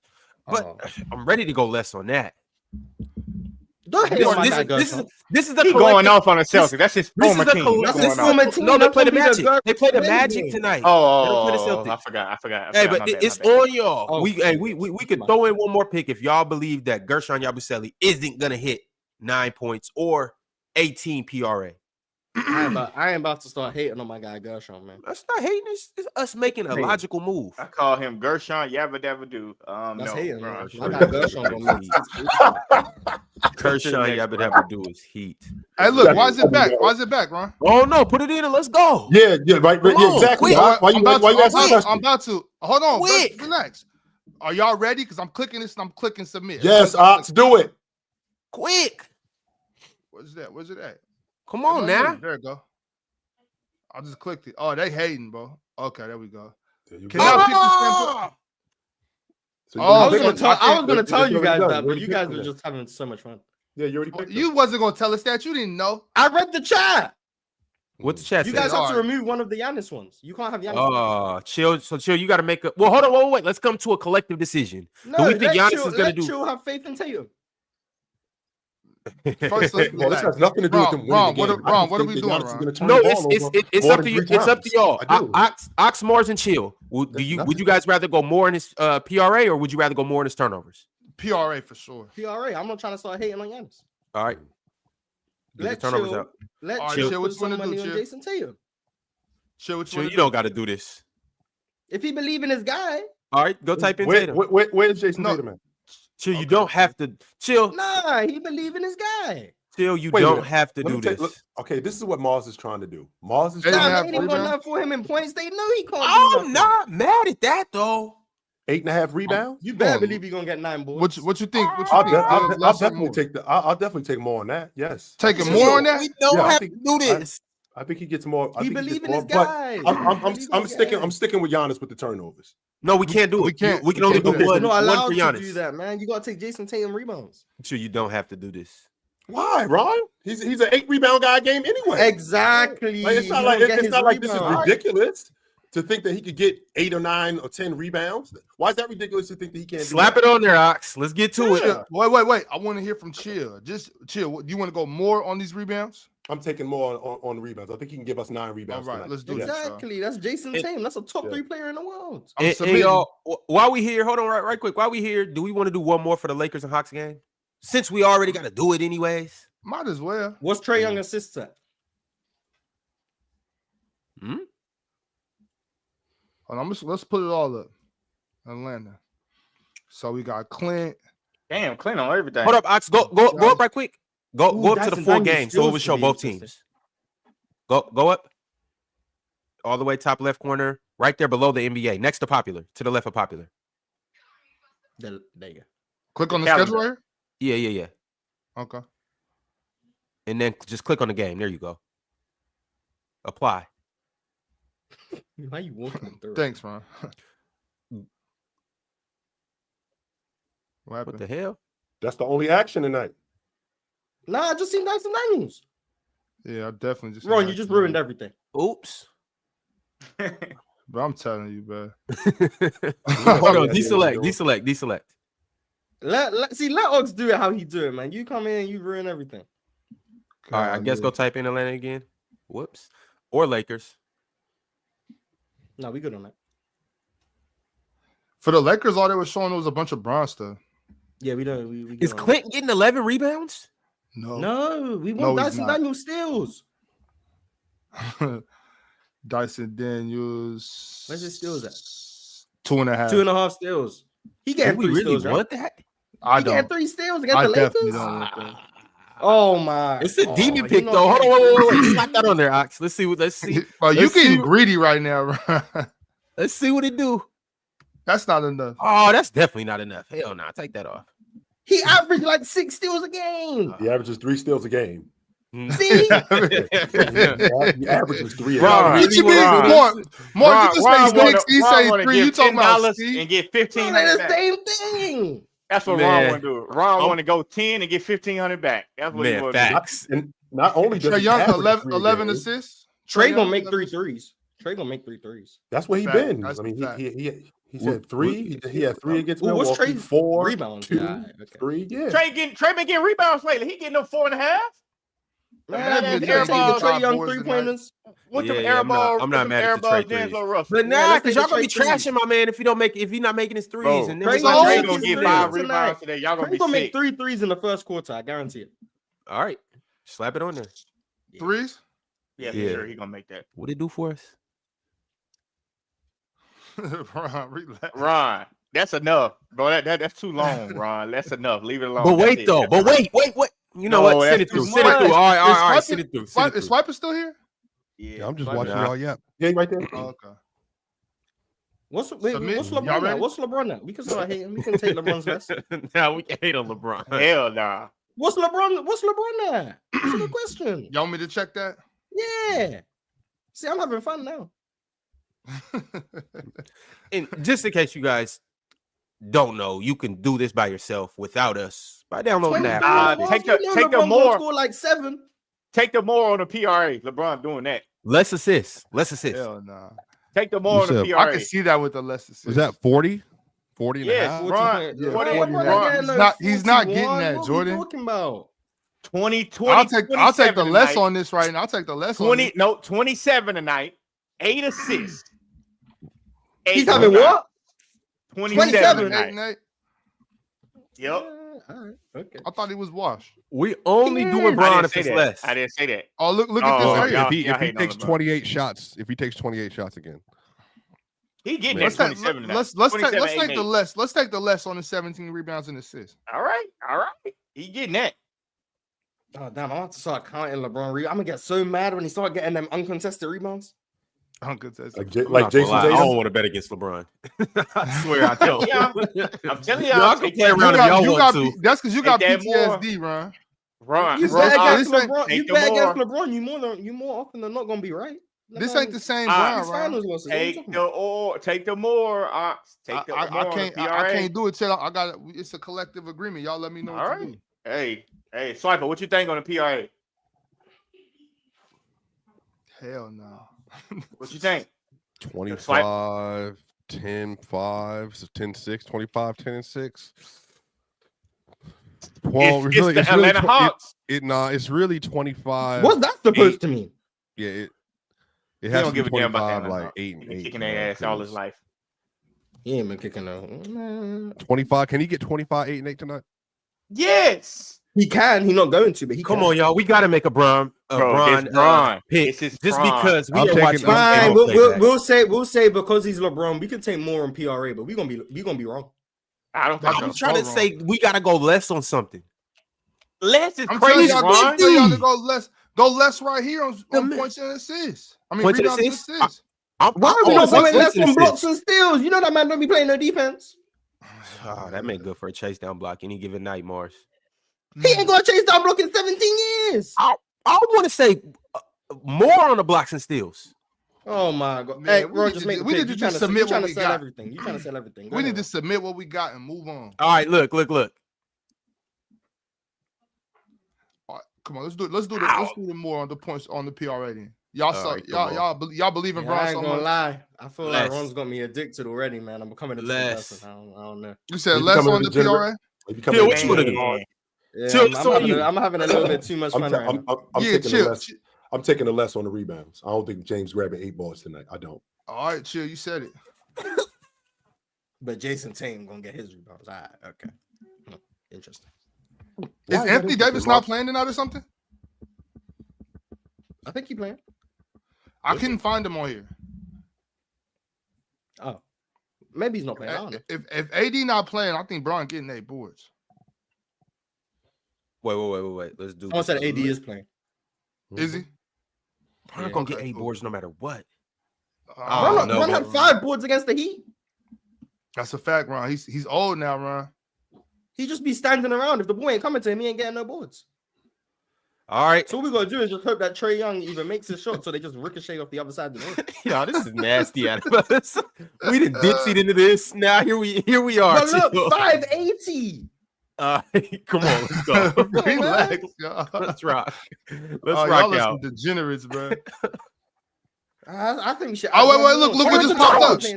Less. Oh, that's turnovers. Nah. Bron gonna have 5 turnovers. He averaging like 7. Look what just popped up. Yeah, I think we gotta take more on the turnovers. I'll go less crazy. With Dyson Daniels around. I'm saying less. Chill. What you saying on the turnovers? We got 2 less. I'll take the more. I'll take the more. This is more turnovers. All right, let's go back to the rebounds. Y'all tripping. Let me just enlighten you to LeBron's last 12 games. He's been a turnover machine. This is LeBron's turnovers his last 12 games. 5, 6, 3, 5, 5, 5, 6, 4, 4, 6, 7. He's been a turnover machine, fellas. So if it's like 4.5, all right, come on, let's do it. We're doing more. Been right 3 times. We doing more, but we're gonna be out there praying for Bron to cough the ball up live on playback. Yeah, I'm praising every turnover. And that leads to Jalen Johnson fast break points. Yes, facts. Now you spit or Trae Young transition 3. Exactly. All right, y'all, this is getting submitted. Yeah, put that through. There we go. We're going to run that 580. Woo-hoo-hoo. Hey, chill. You know where we going when this hit? Oh yes, we all going to Sizzler. There we go. See that? Hey, this is fun. I had a lot of fun with this. This is great. All right, y'all. The reason why this is so amazing right now is because you can see pinned at the top of the chat. This is where we're going to be tonight, but I got something even better for you guys. Because we're going to be on the main stage on Playback tonight. We will be giving away some NBA League Passes. Not the VIPs that you typically get on Playback. We are literally giving away League Passes that you can use indefinitely outside of Playback. So if you scan this QR code, it will put you in contention to get a free League Pass. And obviously, in case you don't know, in case you haven't been to Playback, in case you're living under some rock or you're on the planet Mars or Saturn, whatever planet, you need League Pass to watch the game on Playback. Now, you can join and listen to us, or you could watch the game on your own, or however you want to do it. But if you get this League Pass right here, you will be able to watch the game live and in full effect with us on Playback. So either click this link at the top of the chat or scan this QR code, and we got you with the League Pass. Pull up, because we are on the main stage for the first time on Playback. They have moved us up with the big dogs. So y'all come and show up and show out with us on Playback. We need all of you guys to pull up and have a good time with us. Lakers and Hawks at 7:30 Eastern time. It's going to be a good time, and we got our PrizePicks with us, so it should be even more entertaining. Yeah, it's gonna be very fun. I can't believe that. It's gonna be fun hating on. We took the. First of all, they didn't move us up with the big dogs. They moved the big dogs up with us. That's what they did. That's what I meant to say. Chill. You know, I'll be, you know. Hey, a little bit too modest, bro, and it's cool. It's all right, bro. But all right, y'all. We got a couple more. We got a couple more super chats, and then I want to get back to the OKC Thunder though, because there was still some questions I had. So, Be Like Malk said, "Where would the Nuggets be if they didn't trade their pick in 2017?" Swiper. You talking about the OG Anunoby pick? They would have OG and Porter. Maybe never trade for Gordon, and then So I don't really, excuse me. I don't really know. Also, you'd be championship contenders again this year. I mean, probably not, honestly, because their number 2 option is not playing up to standard. So that's kind of hard to win a championship. If you got OG Anunoby, it don't matter. You don't need Jamal. I don't think he's that better than Aaron Gordon, to be fair, for the Nuggets. So I don't know if he's not for the Nuggets. No. Okay. For any guy, that's better than Aaron Gordon. No, good. He's factually not. He's not. He wouldn't be functioning in the same role. He wouldn't be better than Aaron Gordon. Again, just for basketball's sake. I know you like talking basketball. That's for basketball's sake. He wouldn't be the vertical spacer. He wouldn't be the player that can defend at the same level versus some of these centers and all that. He can. I think he's really good, obviously. But OG is particularly like a very elite wing defender. Obviously, Aaron Gordon, that 23 run was elite versus like Cad and Anthony Davis and all that. He's very big. And so I also think too, like just AG, just in terms of like some of the ball handling, playmaking stuff has been important for them. But again, like this is all hypothetical. Like what happens in 21 then? Like if they have OG, who do they trade for at that point? Maybe they don't. I don't know. I don't know what they do, because that would have changed several things over the next several years. But everyone in Denver agrees, Ox, that they wish that that Connolly would have just taken OG at 14. Maybe think that's what it was. Yeah, because you got MPJ at 14, sure. No, they got MPJ the next year at 14. That year they traded back and they got Trey Lyles. And I don't know Denver's draft history, so yeah, it was Trey Lyles and it was this white dude. He was not good, chill. And you said that should have got who? OG. They had planned to get OG. What happened was they planned to get OG. They traded back for more assets for no reason. They thought they wanted to double up in the draft and get who they wanted, Trey Lyles and OG. But then instead of taking OG, the Toronto Raptors had one pick in front of them when they traded back.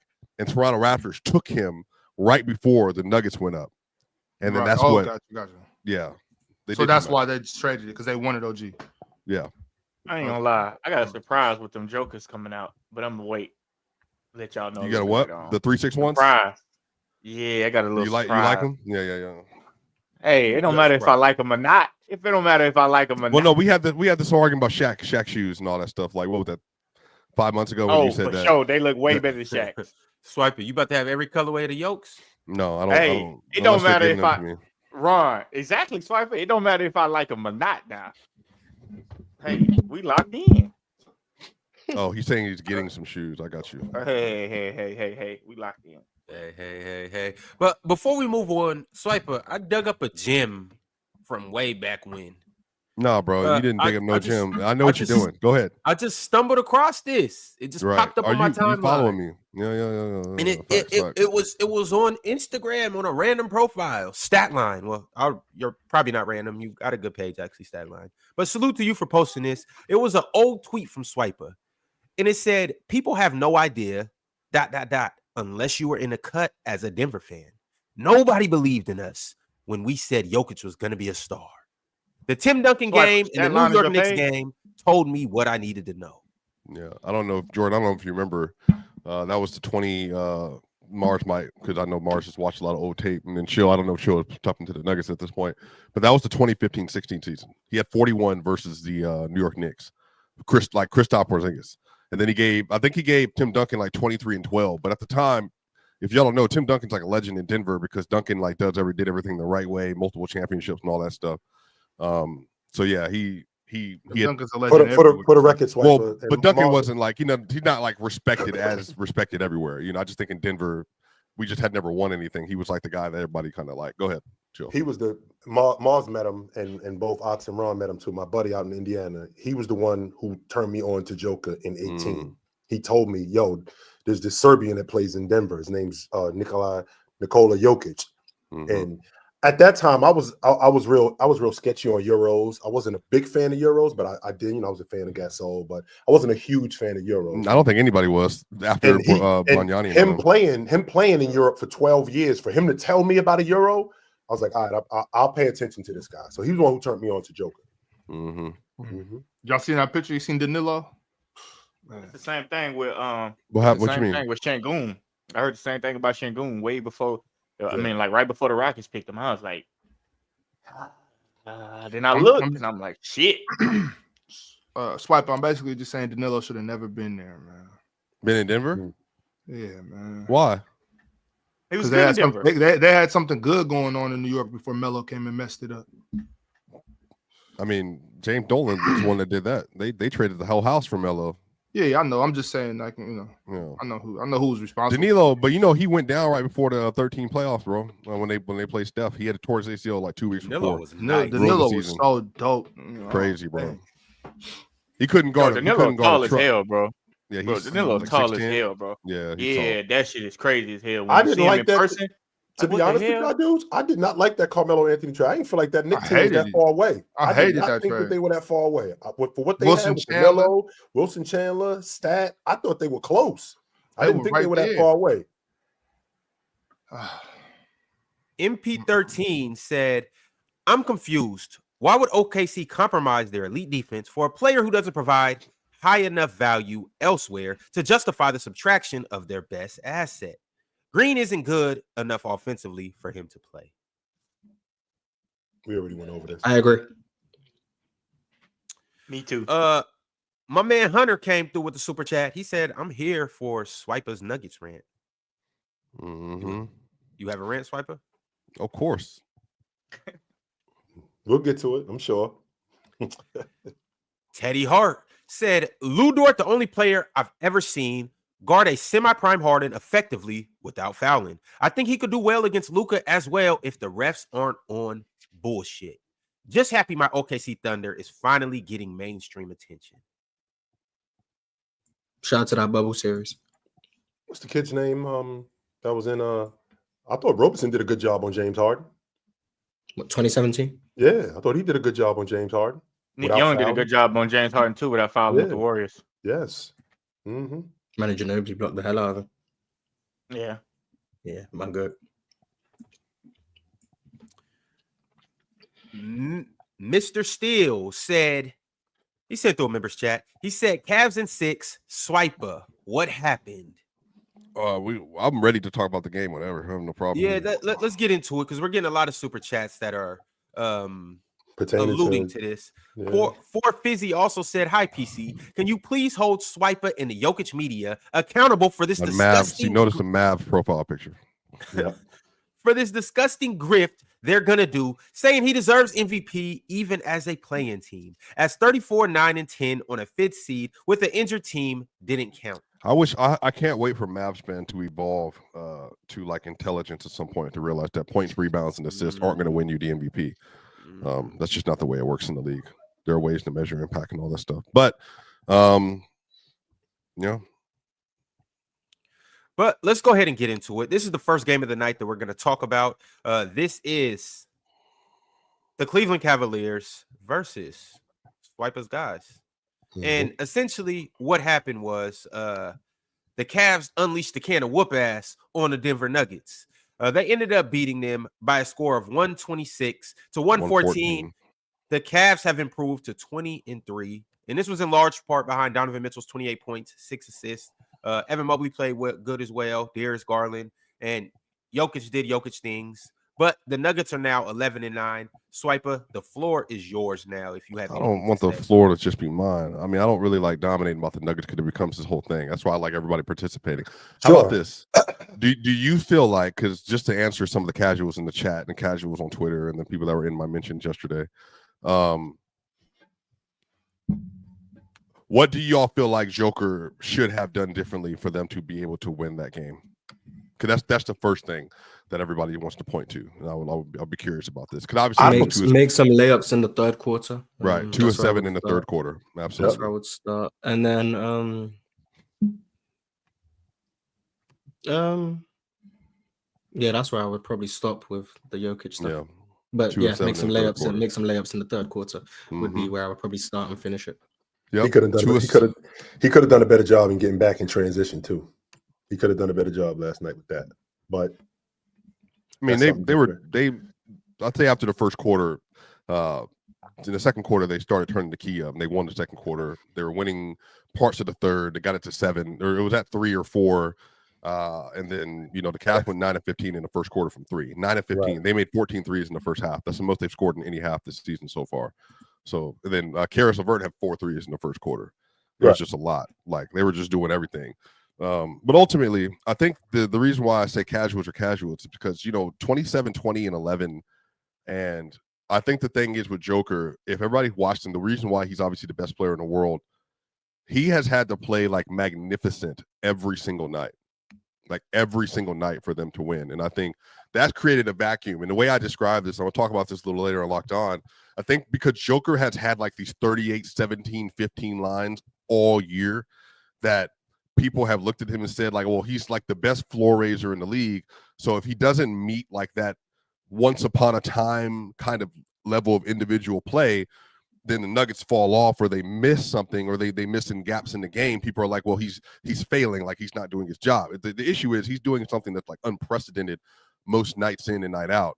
But then the moment he doesn't do it in the third, like in the fourth quarter versus the Warriors, he was 6-7 from the field, 15 points. Like he closed it out. Like remember, he got the lead, went out of the game. Zeke Naji was they were like a -7, like 9 immediately. He came back in with I think it was 10:30 left, 9:30 left in the fourth quarter after playing the entire third quarter, came in the game and then absolutely dominated down the stretch. And I think yesterday, Joker needed assistance from Jamal Murray, from Porter, from Brown, from Gordon, all that in the third quarter. Just that quarter. Yeah. He had 17, 14, and 5 in the first half. And then he had a bad shooting quarter. And then by the time you get to the fourth quarter, everything was kind of off the reins and all that. And so, yeah, I think that the super chat is right. I think the Joker, because how good he is, and this is how you know everybody actually think he's the MVP or the best player in the world. Because like Mavs fans and Bucks fans, all they do is ever point to him as like the measuring stick for like what he is or is not doing. And I think in yesterday's game, there's only one other person, and that's Elgin Baylor, to ever have a 27, 20, and 11 game. There's only one other person to ever do that. And so I think for Joker has been so like exceedingly good. And he shot 50% from the field, by the way. Like, so it's not even as if like he didn't shoot well. He didn't in the third quarter. 100%. Well, he was 0-3 from 3. But the issue is, Chill, it's Jamal Murray. We have continued to wait and be patient, but this is another game where he has under 20 points. He missed multiple like just mid-range shots that could have put them in different situations last night. Michael Porter Jr. Had 24 and 7 yesterday. He played really well, I thought. Didn't get enough shots. Only had 15 shots. He's been playing good this year, Swiper. He's been playing good all year. Has he been your second best? He's your second option right now? Yeah, he's been the second best scorer for sure. Is it time to crown him as you guys' second option? Yeah. No, I mean, no, that's the thing. It can't be that way. He's not an on-ball creator. Like, he's not an on-ball creator. You cannot have personally, for me in this era, you can't have a player that's not like a primary creator as your second or main scorer. Like, even like that's Clay and all that other stuff, whatever else. So I think ultimately, again, Hanzo, Eliza, apparently, any of the other casuals that want to continue to blame Joker and all that stuff, you can do it if you want. But I'm asking you, what else should have happened yesterday? I think it's interesting, Swiper, to your point. I think it's interesting that, these people talk as much as they do about Joker. Meanwhile, yesterday, when I'm watching that game, because I did watch the Denver Cavs game, and I mean, to get outscored 43-16 on your bench, they got destroyed on their bench. I think the transition defense was awful. I watched Karis LeVert run to the same spot twice in transition, and nobody found him for long balls. Nobody. Donovan Mitchell is getting downhill. He runs right to the right corner both times. He didn't run there once. He ran there twice. Donovan Mitchell could have scored, fired it out to him for 2 threes in a row. I'm still trying to make sense of why Najee is in the rotation. They don't have any other big. They have $45 million worth of backup centers still, and not one of them can play. I'm just trying to make sense in why he's still in the rotation. I understand that he's a young guy and you still he may have some sort of promise, but there are nights when he gives you a little, and then there are nights when he gives you nothing, where there's nothing there from him. And with this bench, because I felt like your first unit, I felt like you didn't play that bad. I felt like, with the exception of Jamal Murray, I felt like your first unit was solid. I felt like your rotation. Peyton Watson didn't give me nothing last night, and I ain't even talking about buckets.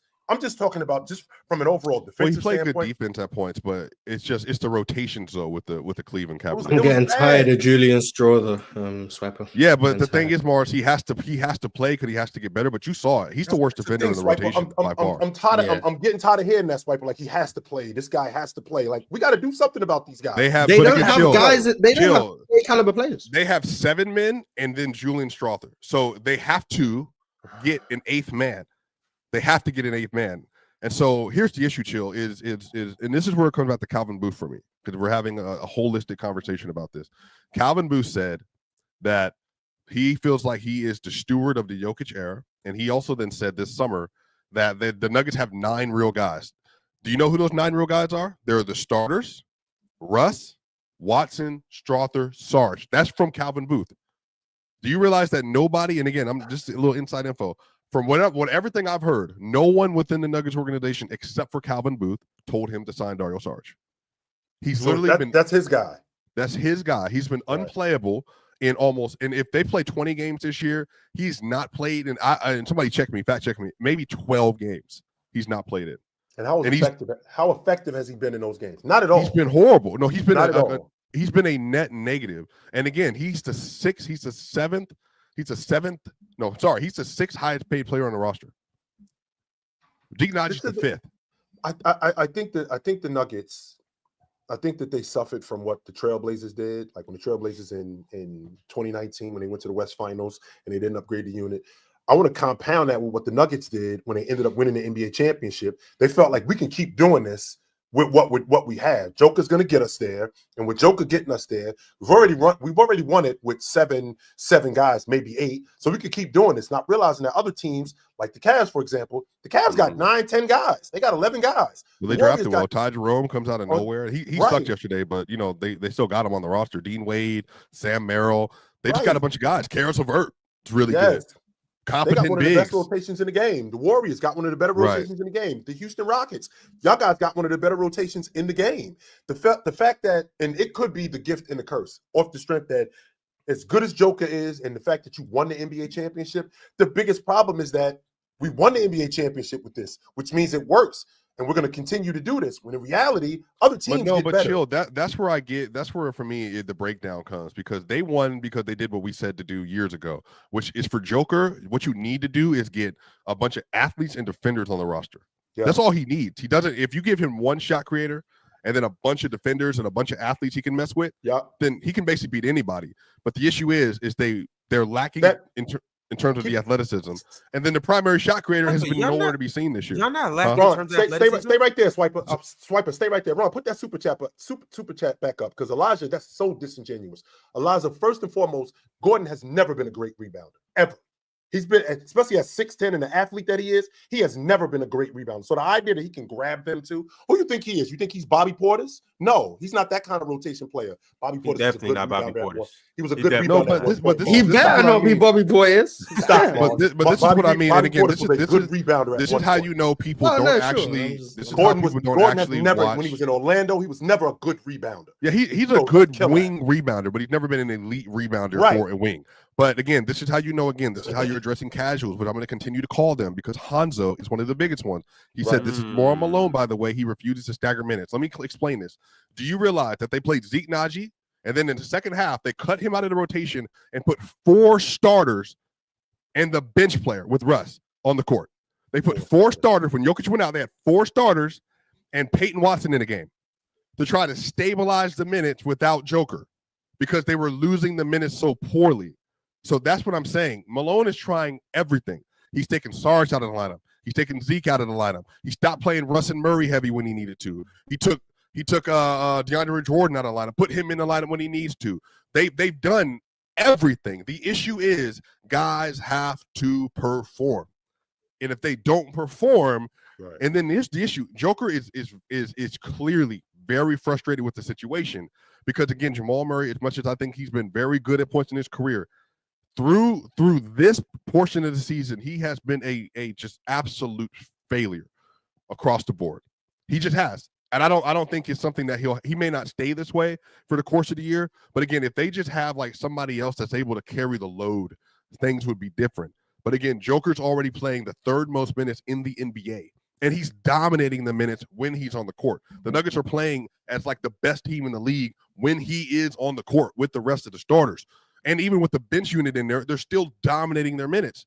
The problem is that once Joker comes out of the game, they become a absolute negative, even with the rest of the starters on the court. So I'm saying, what is Michael Malone supposed to do in that situation? What else can he do? What else should he? What other units would you like him to try? But watching Cleveland, and I think we got to give a lot of credit to how good Cleveland is. I mean, they were really good at the long ball line. I'm not going to just completely just decimate Cleveland off the strength of saying that this Denver is bad. No, I thought that Donovan Mitchell did a great job in creating shots for Karis LeVert and creating shots for Dean Wade. I'm not calling him D Wade. I'm bugging. Dean Wade. And I thought they did a good job in that. And I thought that Donovan Mitchell went after Murray as much as when he got Murray switched on to him, he went after him. And I think that when you had that kind of offense, and Evan Mobley and Jared Allen were really good around the basket yesterday. But when you got your only threat of a big guy in terms of Joker, I mean, it's pretty difficult to combat that. Well, Aaron Gordon started the game off really well. He was 5 of 5. Like, he was cooking, to start the game off. But again, it's sustainability. Because like I said, that's the problem right there. Yeah. Well, there's one thing with the starters, y'all, to be able to like play at a high level. But again, if the bench unit starts coming in and then you lose all momentum every single game, every time Joker goes out of the game, no matter who's in the game with the bench unit, the non-Jokic minute, if you lose momentum every single time that happens, it becomes extremely difficult to be able to utilize the personnel. And so again, just to answer the people in the question, like Aaron Gordon, if he plays with Russell Westbrook, Russ or Gordon do not work because Russ is not a good, for many different reasons, not a good floor spacer, not a good shooter. He's having a good shooting year. It's the way teams are guarding those lineups. He can't utilize Aaron Gordon in a pick and roll, right? They can't do the pick and pop. Like, and then on top of that, that's the thing, though. Keep going, Swiper. Keep going. No. It's just, I'm saying there are so many issues, and the proof is in the pudding.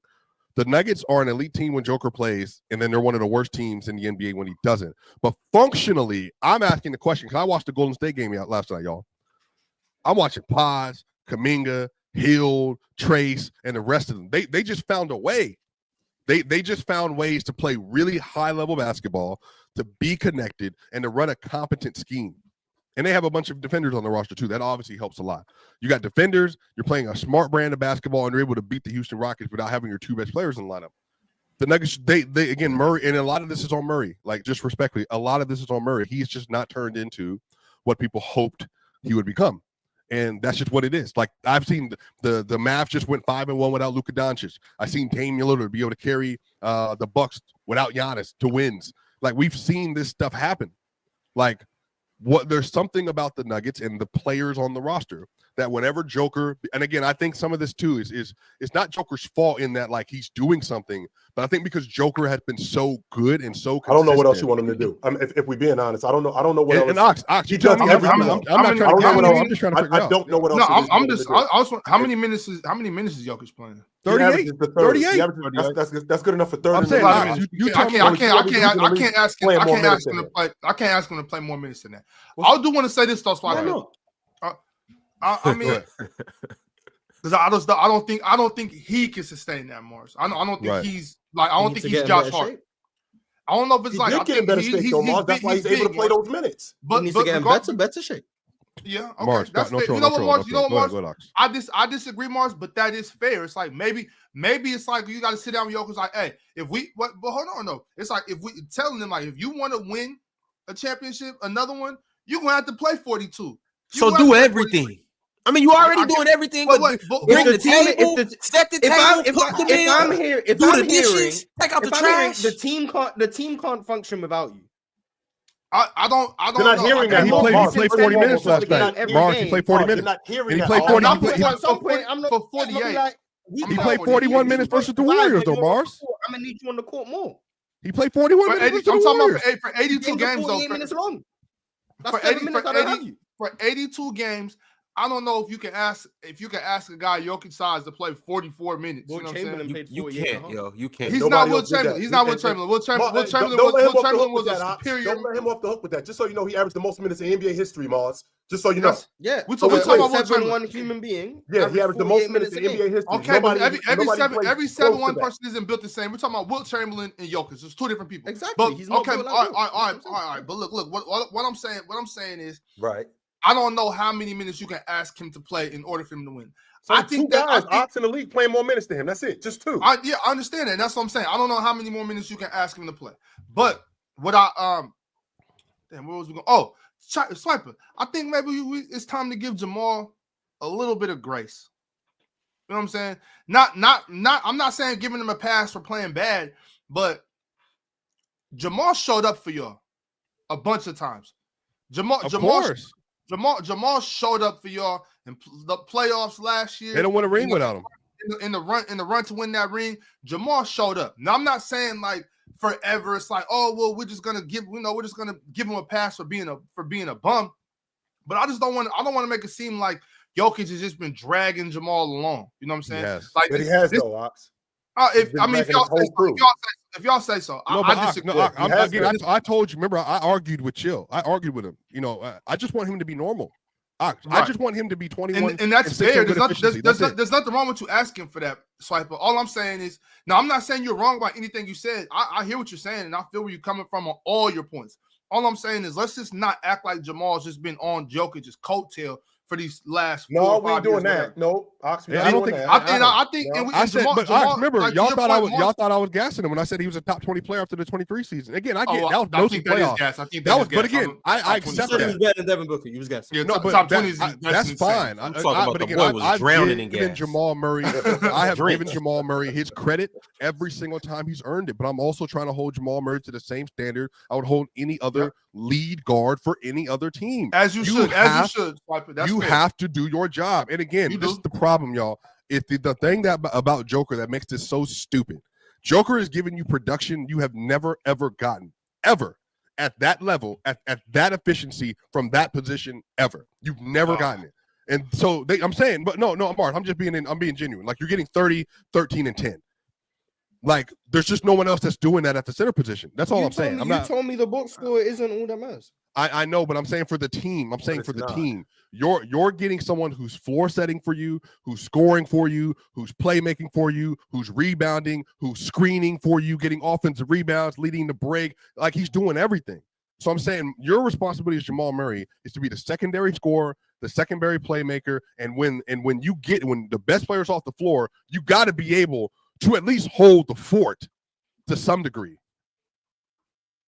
And it's never happened. It's never happened. He's never been able to do that. Swiper, but before we change the subject, can you just admit that I was right before the season? About what? Which part? That y'all just aren't good enough? No, they're going to win 50 games. I respect Jokic and what he brings to the table, but as a unit, you guys are severely flawed. No, it's nothing wrong with this. Like, they're going to win 50 games. I know. Okay, and you're not going to do anything in the playoffs. That's sure. I'm saying y'all can stand in that. I'm not going to change how I feel through 20 games. So again, I'm agreeing with you that games. Ron, that's what I'm saying. I'm sorry, you guys are not winning 50 games. If you're going to measure them for where they are right now, you're going to make a mistake that everybody makes early year with them every year, because this is a similar record they've had to what they've done the last 3 seasons. So what I'm saying is that when they come through late in this month and in January, it's the same thing that's going to happen. As you agree with the Bucks too, right? What about the Bucks? We literally have the same record. And for the last 3 seasons, you realize at the top of the East. Ron, do you realize who they just beat? You realize the Nuggets have not had a 10-game stretch of nothing but ass teams for 10 straight games like the Bucks did. So you know what? When they do get to that point, they can stack up wins. Then cool. But they haven't played that better schedule. Better teams. We play worse against worse teams. You have not. I'm telling you. I bet we beat the Celtics tonight. Look at the schedule. Look at the schedule you just ran. But I bet we beat the Celtics tonight. I'll be one to bet. Go ahead. What you want to bet, Ron? What you bet? What you want to bet, Ron? In my Milwaukee FC is me. Oh, okay. Damn. I thought you were Indiana FC. That's what I'm saying. Indiana FC too. All right. Oh, so what else? I'm on my way to the great state of New York. A double teamer. I forgot. Milwaukee and Indianapolis, they're not too far apart. You just, you know what I'm saying? They're right there. More of a Halliburton guy, but That's a quick little jet. I mean, the Nuggets are on pace to win 50 games this year. Yes, they are. Right now, they're on pace to win 45. Yeah, they're on pace to win 45 because they're 11-9. Yes, because they stink. But again, they haven't. They've only played. They're 6-1 versus teams under 500, I believe. So again, just add all those wins they're going to get, and then the fact that they're going to beat some of these other good teams. They just ran into a blitzsaw yesterday. So that's what I'm saying. I'm not overreacting to that. My biggest issue is Jamal, and I need the everybody else in the. But again, I'm going to say this right here. I'm saying this today on December 6th, and I'm going to say this later on Locked On. At this point in time, I do believe Michael Porter Jr. is going to get traded, but it has nothing to do with Porter. It has everything to do with the fact that he's their most movable asset. He's played extremely well this year. He's been one of the healthiest players in the league for the last 2 years. Probably get the most for him. But that's just what it is. Like I think he's going to have to get moved. Take Jalen Green. We'll take him. Take Jalen Green. No, I don't. That's the truck career. That's the truck career. What are we talking about? That's truck career. Yeah, that's what y'all need. Y'all, a reminder to the chat. We are going to be on playback tonight. Scan this QR code because we are giving away some NBA League passes for you guys to join us. And these are NBA League passes that you can use outside of playback as well. But 7:30 Eastern time, we will be watching the Lakers versus the Hawks. Y'all pull up and enjoy the game with us. It's going to be me, Mars, Ox, Chill, and Swiper as well. It's going to be a good night, y'all. We're going to watch LeBron do LeBron things. We're going to watch Trey do Trey things. We're going to watch Jalen Johnson show us why he's one of the most improved players in the NBA. And Anthony Davis is going to show us why he's in MVP contention as well. And just to answer this question, people are asking in the chat. So if you look at dunks and threes and strength of schedules, the teams that have had hardest strength of schedule this year, the Suns, the Raptors, the Nuggets are sitting at, they have had the 11th hardest schedule this year. The Milwaukee Bucks, they're 30, 29, 28, 27, 26, 25. They have the 24th easiest schedule in the NBA this year per dunks and threes. You can look it up instead of just yapping. That's what I'm saying. If you're going to talk to me, make sure you bring the numbers and all that stuff. And if I'm not mistaken, Swiper, as of right now, today, they got the 14th ranked schedule in the league. Strength of schedule. Who? That's the Milwaukee Bucks. As of right now, overall. So as of right now, they've had one of the easiest. They've had the 6th or 7th easiest schedule in the NBA. The Nuggets have had the 11th hardest in the NBA. When do we play y'all? That's what I want to know. When do we play y'all? Why do you keep saying we? Why do you keep saying we? When do the Milwaukee Bucks play the Denver Nuggets? Yeah, I don't know, bro. Probably not till January, and it's not gonna be on national television either. It's gonna be on localtelevision.net at Channel 6. That's not on national. It's gonna be on PBS. 18th, February 27th. Yeah, it's not on national television. It never is. It never is. Also, too, I want to remind you guys. That's disgusting. I want to remind you guys all out there that this show is brought to you by PrizePicks, where you can play $5 and instantly get 50 back when you use the code handle. PrizePicks. Run your game, control your game, win your game.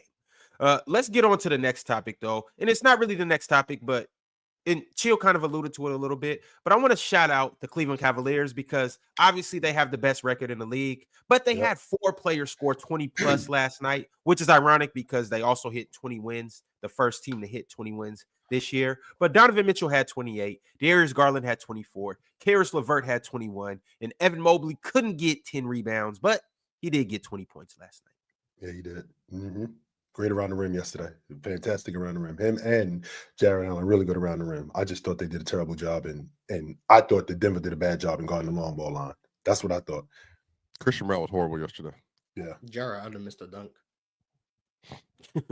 Imagine that. A big guy missing a dunk, which is what happens. Big guys miss dunks, Miles. Yeah, I was just saying. I remember him missing a dunk. Thank you. We appreciate you. Thank you very much. You're welcome. Anything else on the Cavs? Do you guys have any praise for them, any criticisms, or anything? I just love their rotation, Ron. I can appreciate their starting 5 and the fact that Darius Garland is actually going to the basket to score. Darius Garland is a lot more aggressive now as an offensive player. He wasn't like that last year. He wasn't like that 2 years ago when they got Donovan Mitchell. He's a lot more aggressive as a scorer. He's a lot more aggressive as a driver. Donovan Mitchell is still one of the better playmakers in the game. But the thing I appreciate the most about the Cleveland Cavaliers is their rotation. They got 8 guys, man. I'm sorry. They got 6, 7 guys that they go to, and these guys are effective on any given night. On the playoffs? Yes, I do. I think Ty Jerome. I think Sam. The thing I worry about with Sam Merrill, I worry about him being a defensive liability, but they got enough guys to protect him. And he does that one thing, which is shoot the long ball, which you're going to need in the playoffs. So I think they got enough guys to protect him. But guys like Ty Jerome is going to compete on the defensive end. If Dean Wade can stay healthy, he gives them a big body that they don't have on the wing. And then they're going to get Max Strus back. So when they get them two dudes back, I think it's going to be even better. I love Cleveland's rotation. I still have the ceiling being the East Finals, but I love what this Cavs team is doing. I do. At 20-3, what are they on pace to win this year? 68, 70 games. I mean, well, I said it's going to be 2 60-win teams in the East, both them and Boston. They're on track for 71.3 wins. Yeah, that's probably not gonna happen. Hold on, chill. Say that again. It's going to be 2 60-win teams in the East. Okay. Both Boston and Cleveland. Orlando and 70 in the Magic and the Knicks. No, I don't think they're going to win 60. Well, they might be like 20. What? 20 Mars? What? Who's gonna win 20? Talk about. I made a prediction. No, I'm saying on who? Who's winning 20 games?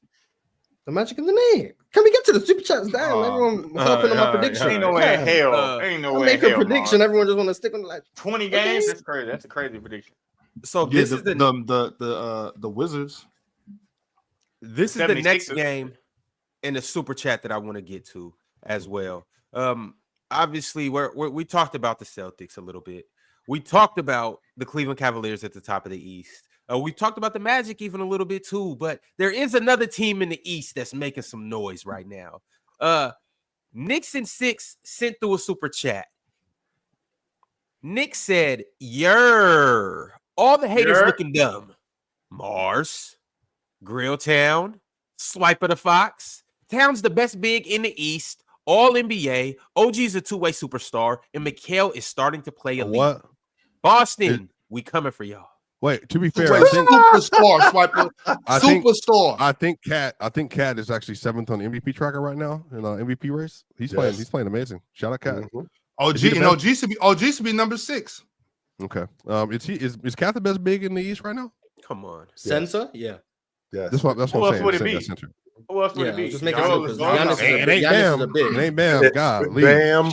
Damn, so it's Bam.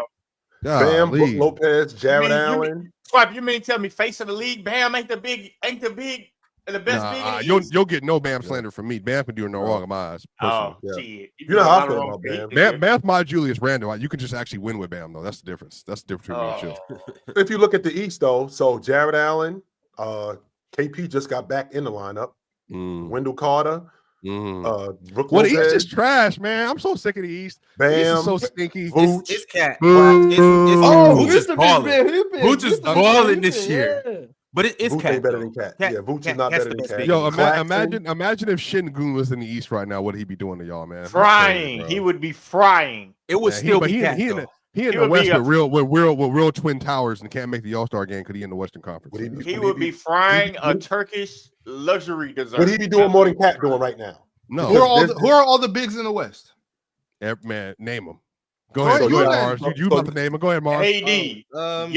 I'll just go 1 seed. I'll just go 1 seed through 15. So you got Chet and Isaiah Hartenstein, Şengün, Derek Lively, Jaren Jackson, Trace Jackson Davis. Yeah. Zubac, Mason Plumlee, Nurkic, Jokic, Anthony Davis, Rudy Gobert, Victor Wembanyama, Domantas Sabonis, Donovan Clingan. Come on. Yves Missi and Walker Kessler. Come on. You hear that, Ox? I heard some names, but like I hear the same. I'm not impressed. The East has Jarrett Allen, Porzingis, Wendell Carter, or Goga Batatse, or Milwaukee. Cat, Brook Lopez, Clint Capella, Onyeka Okongwu, Bam. Wait, but you didn't boot any of the less than great bigs in the West. Which one you? Oh my God, you are such a politician. Which one you want me to boo? You didn't boot. Wait, chill. Who should I boo? I think you was meant to boo I'm a big up West. Yves Missi's a rook. Everything. Of course, you're a Western Conference guy. I can't listen to this no more. I'm so. But I'm saying, you want me to? If he could Zubac, you want me to boo Zoo? What exactly has Nurkic and Plumlee done to make you give him a thumbs up? First off, I've never been a true Nurkic guy. So let me. So boo him then. Yeah, you ain't true Nurkic. Gladiator. That better? Thank you. Chill. I'm gonna need you to relax on Plum Dog Millionaire. Relax. And I like Plum, but I'm saying y'all act like left hand shot underhand. Give me a break. But then he let Walker Kessler breathe. Like y'all tell me Walker Kessler's good. Okay, relax. But relax. Yeah, but you saying the 14 and 15. Hold on. Y'all talking about Walker? Y'all telling me Walker Kessler and DeAndre Ayton are better than Miles Turner and Voot? It's close. Wait, no, Miles Turner's cool, but Come on. Come on. Well, at least not this year. He said Jared Allen and y'all looking like. I love Jared Allen. I think he's the third best player in the roster. Don't get me started. Look, like I just said, y'all already know I'm gonna big up the West any chance I get. But I'm tired to act like the West is just way better. It is way better. It is way better. This is how I know. Because you're a historian a little bit. Because we go back, especially 2002 and on, since y'all got screwed. Do you realize that mostly all the MVPs and all NBA players, like 78% of them came from the Western Conference? We talking about today. I'm talking about today. Historically, the West right now. Do first team All NBA right now. So who's been the 5 best players in the league this season? Giannis, Franz Wagner. No. Hell no. Carry on. This is the first team. Carry on. I'm with you. Okay, Franz Wagner. No. Giannis, Jason Tatum. 3. Donovan Mitchell. 4. Okay. And Shea Gildas. He's spitting right now. Look at him. Shea and Anthony Davis are out of it. Shea and Anthony Davis don't exist. Kevin Durant, Shea and Anthony Davis don't exist. All right, I got you. You can Bro, say Shea. he's not even Franz Wagner. Anthony Davis. Brunson. Anthony Davis. Brunson don't go. So it's 2-2, and in that 5th spot is no. It's not 2-2. Let the real one say it. It's Jokic. No, listen. Let the real one say it. It's Jokic. It's Giannis. That's a fact. No, stop. It's SGA. It's Shea. Shea's the third one. Okay. Y'all ready? Anthony Davis is 4. What do you mean Cap? And then Tatum. How is he not? Y'all some casual. Oh, not today. Chill. You were just big up at him. Oh, did you see Anthony Davis? Oh, man, he's been going bar for bar. Looking like a top 5 player. And then 2 weeks later, he's not all NBA anymore. Chill. Hold on. Chill. I'm so sick of you. Chill. Hold on.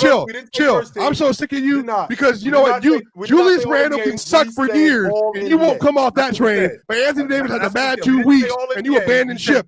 You abandoned ship for Anthony Davis, but not Julius Randle. Chill. I've been trying to get you to admit.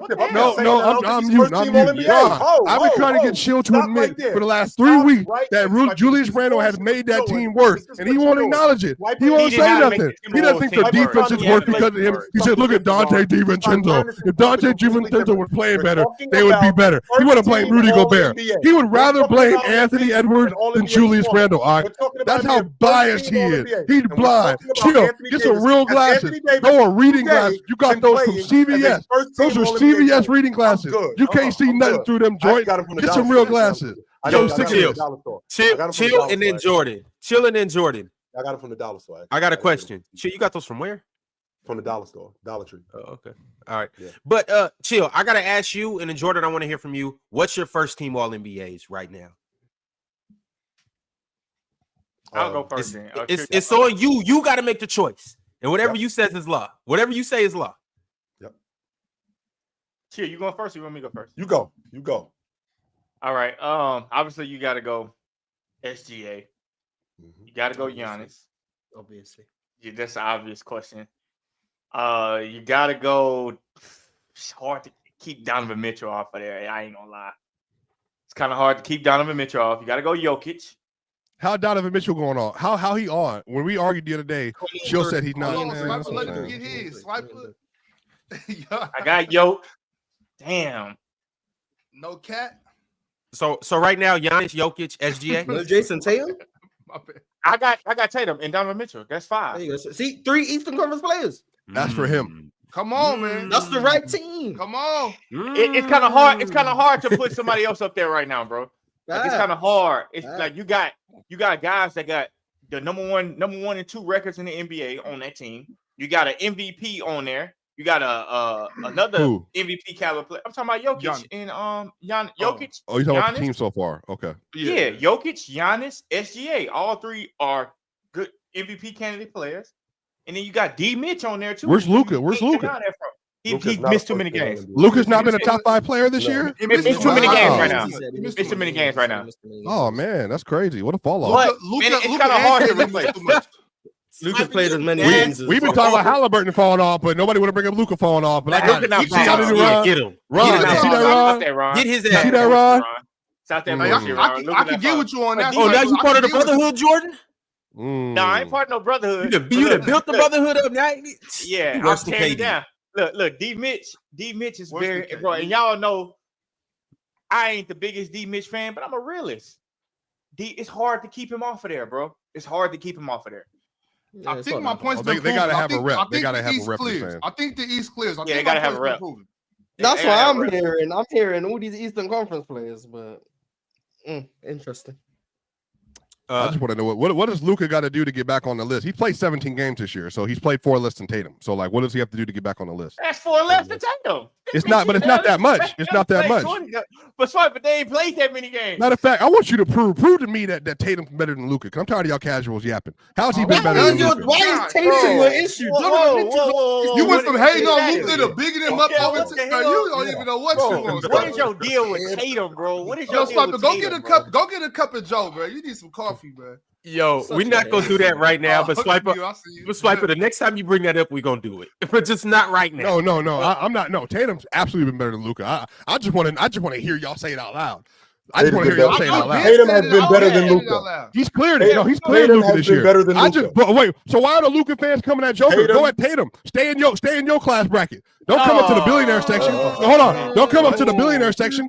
Stay down there with them thousandaires, chill. Stay down there with them thousandaires. Don't talk to Bill Gates. Don't talk to Bill Gates, Ox. The whole time, as much of a Tatum guy's chill is, Chill wouldn't say it. I've been jumped off that cliff. I've been had Tatum over Luka. Chill was still saying he had Luka. I don't, and I never did. Yo, chat, swipe a killer y'all today. Hey, y'all better come with something better because he is working y'all today. But when Chill gets back up here, I want to hear his first team All-NBA. But before we do that, let's just go ahead and dive into super chats. Drink more water. Said, saw a crazy stat the other day about OKC's defense. They have 265 steals to 249 turnovers. No team has ever been plus in this stat this deep into any season. The next closest is minus 42 differential. It reminds me of Kawhi having more steals than fouls in his career. That's what that stat reminds me of. Because his ass don't play enough to get enough fouls, but whatever. Can they keep this up? Whatever. I'm just trolling. I don't think they'll stay positive the whole year, but they're going to keep up leading the league in forcing turnovers for sure. What about? I think that'll be leading the league in turnovers. Well, lack of turnovers. Yeah, probably. I think they probably will. I wouldn't be surprised. Top two. I think are they number one in our I thought the Rockets was number one. I think we're second. I think Houston. Okay, I think Houston's second. OKC's first. That's why you guys are so good as well. But I mean, back to, and I mean, we could lump you guys into this too. But you guys know that's a recipe for playoff success.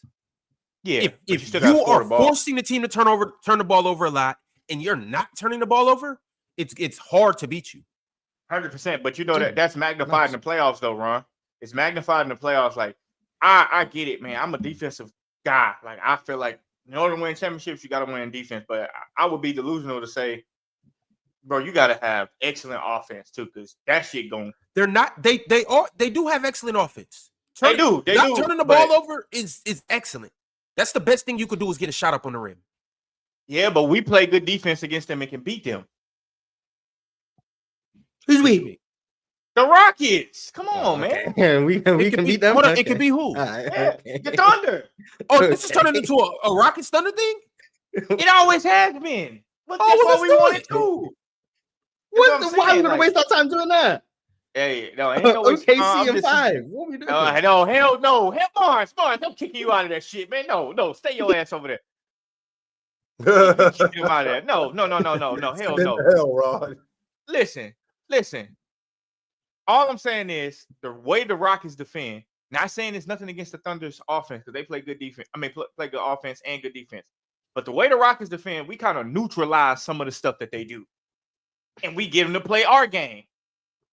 Our problem is we don't have a closer, which I predict by the end of the season we will get one, and I think we can beat the Thunder if we can get a closer. Sengun, that's who you go to. He closes games. Nah, it can't be Sengun. Sengun is my guy, but Sengun is not. Last night in the meat and potatoes game, and the meat and potatoes but we lost. And we lost. That don't mean that he's not the closer though. No, I'm not saying that. I'm saying we need a real live wing closer. Like in order to be a closer, like for Sengun, he would have to play on the reins of Jokic and Embiid, and he's just not right there right now. And he's under them, but he's not right there right now. So we need a guard closer. Like we don't have. Like I can't see Fred VanVleet closing the games out for us in the playoffs. I don't want to see that. I don't want to see Jalen Green trying to close the game out. I don't want to see Jabari Smith taking these 4-quarter transition threes with 3 minutes left. I don't want to see that. I want somebody to say, yo, let's do this, let's do that. And that somebody could be Jimmy Butler. That's all I'm saying. And we spank the Thunder if we get Jimmy Butler. That's all I'm saying. We spank their ass. Right on the knee. Right on the knee. Right now, I ain't saying this is an OKC segment. I'm not doing no hypothetical matchup against OKC. We gonna right on the knee. We spank their ass. That's all I'm saying. On the knee. Yeah. Bend over. Come here. Come on, Shay. Come on. It's your turn. Let's do it. All right. Does anybody else up here believe that the Rockets will beat the Thunder? In the playoffs? No, they're gonna hate on us. That's why they're gonna hate on us until we start. They don't have a single guy on their roster yet. I think Sengun will. That's what I just said. Swiper, was you not listening? That's what I just said. No, I'm just saying. I'm agree. I said that first off. I said that earlier today when you were yapping. So I already said it. So I'm just repeating what I said first 10 minutes of the show. Well, I brought Jimmy up Butler on the way. Jimmy Butler on the way. Just wait till a reach. Jimmy Butler. Jimmy Butler's on the way to Conroe. Man, they want a real player. They want a real 3-and-D wing on their roster. So they're gonna call Denver. Jimmy ain't a real player. Who's your real 3-and-D wing? Right. Hold on, Swiper. How is Jimmy not a real 3? How is Jimmy not a real player? No, he is. I'm saying the Rockets ain't got no real player to trade for him. Yeah, we do. Jalen Green. What the hell? It's a real player. Yeah. Jalen Green and Tyler Hero playing together. Jalen Green, and they can take Jayshawn Tate ass. Veteran presence. Would you give a Corey? If they want to be crazy, hell no. And it would be crazy. And it wouldn't be crazy if we sent them Cam Whitmore. If they send us a little sauce too.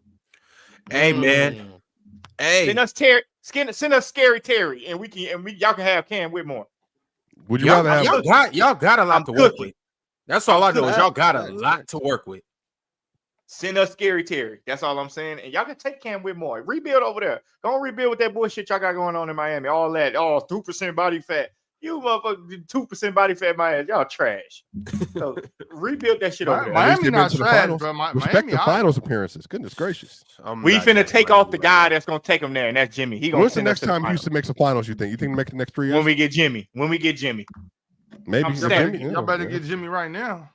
We're gonna get Jimmy or James Harden. Regardless, James Harden. Get one of the other. James Harden. We ain't even spoke about the fact Kawhi back before Christmas. Who gives a damn? He gonna be out before New Year's. He gonna be out before New Year's. Kawhi back before Christmas. Jordan said he giving him a 6-day window. Yeah, giving him a 6-game window. He gonna be back before Christmas, out before New Year's. Santa ain't even. All right, that means you got 2 games of Kawhi. What are you complaining for? However many games you get from Kawhi, they're gonna be the best games of the season. Facts. Kawhi back. Man, stop it. Kawhi is gonna play bad the first. He's gonna be the best. He's gonna be the best player on the court as long as he plays, like always. He gonna be better than Harden. Yes. Man, I don't know, bro. Harden, my dog, bro. I like Harden. Like he's always been, like he always has been, and he always will be. Has he been better than Harden in his career? Forever. I don't know about that, bro. Yeah, I seen James Harden take 13 games a game. Kawhi Leonard. I seen Ricky Rubio try to guard him backside at half court. Yeah, that shit was dumb as hell, bro. Stop getting y'all hopes up for Kawhi Leonard. That doesn't He's gonna let y'all down, bro. That's a knock to whatever. Kawhi not gonna let me down because anytime he's on the court, he ain't letting me down. No, but he gonna get off the court. They were driving him towards Rudy Gobert. I already know he's gonna be off the court. I'm just happy when he's there. Like, I'm not disappointed when Kawhi not there because I know he's not gonna be there. But when he is there, it's I'd be pissed off. I spent the whole 2 or 3 years in LA going to them damn games and like, bro, get your ass on the court, bro. This shit is annoying, bro. I fell asleep at a couple of games. I fell asleep. That's the problem because you have expectations of Kawhi. Me, I'm just happy when he's there, and then when he's not, They all did. They thought they was running LA. I was just happy when he was out there. They thought they was running LA at the time, and then them motherfucker got hurt. Man, that commercial was diabolical, Jordan. The keys with the crown and stuff on it, bro. Before he took a snap in LA. Why is that commercial diabolical? Yeah. That's what you're supposed to do. You're supposed to make commercial marketing your team. He's supposed to play. That was a great commercial. He's not supposed to. I mean, like his knee messed up. Like that was a great commercial. Retire. Y'all trip off of shit like this. Like y'all, I know y'all was probably pissed when LeBron said, "I'm gonna get not 1, not 2, not 3." I wasn't pissed about that. I believe him. I can believe LeBron. I ain't believe Kawhi. Kawhi ain't never been better than LeBron. LeBron James it's never happened. Chill. Big up your guy. Chill. Why you being silent over there? It's never happened. Is he frozen? He must be frozen. Defend LeBron. We don't gotta turn it into a little all that. All I'm saying is that's what you're supposed to do. Like you're supposed to get people. No, you're supposed to get people excited. That's what marketing. You walk in your lane. That's what you stay in your lane. That's what marketing. So you're telling me that, bro? I'm not finna do this with you, bro. I'm not finna do this with you. Not at all. Kawhi's good at basketball. He's a great player. And he's back before Christmas. And out before New Year's. See, why are you worried about when he's gonna be out? He's gonna be back before Christmas. He making his 1 year presence. That's all he doing. Hey, y'all. He's gonna be back before Christmas. Whenever he's out, but he's gonna be back before Christmas. You know what? If he play one game, it's gonna be one game to remind y'all. It's gonna be one. You know what? Yeah, he's gonna come back, have 37. It's gonna be like there was swelling in his knee. Look, and you know what though? One game we seen enough. You know what though? We can't allow Kawhi Leonard not to play, and they can't interview his ass. One or the other. Why? Like, hey, bro, your ass ain't. We gotta get some value out of you. You can't just take $50 million and we can't get shit from you. Like, what kind of deal is that? We're not doing this again. We're not doing this again. We're not doing this. Yeah, it is worthy to talk to Kawhi. Go interview Kawhi. Why ain't you playing? The Clippers are making more money off Kawhi Leonard jerseys than they're giving out for his salary right now. I don't care about any of that at all. I don't care about that. I don't care about that at all. They ain't got that many fans. Which mean they ain't got that many fans? The Clippers have a loyal fan base since the Corey Maggette days. Please stop. Yeah, it do. But shit, they got more fans than the Rockets do. Real fans. The Rockets fans y'all blowing the wind. Y'all are Warriors fans. Now you're back to the Rockets. They do. That's what the Lakers is when they step into the Intuit Dome. That's what the Clippers arena turned into. Is Lakers Nation. I done been to a bunch of Lakers versus Clippers game, and you look around and all you see is Lakers. You ain't been into a dome with the Lakers playing in there and they have more. No, I haven't been there. No, I've been there. I'm talking about.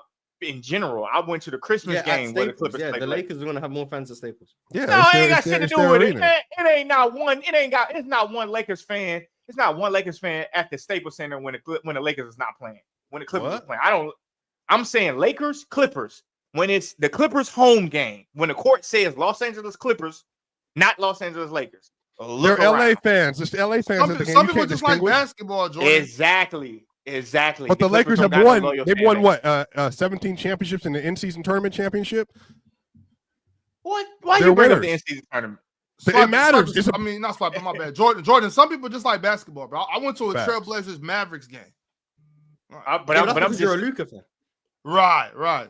Yeah, but I'm just saying, as far as the Clippers don't got no loyal fan base. They don't got no loyal fan base like that. They got I don't believe that. Hey, shout out Dime Dropper. Dime Dropper. No. Shout out my dog Dime Dropper been locked in since day one. My bro been suffering his whole life. Life. Clipper Daryl is the worst. That's the problem. That's the problem with basketball talk in general. Like you just because you're a fan of this player, you can't like other teams. You can't like basketball. Like Stay on that side. I can't. You know what I'm saying? Yeah, I hate that shit. Like for instance, y'all already know how it would be for me. I can't critique any big man in the NBA.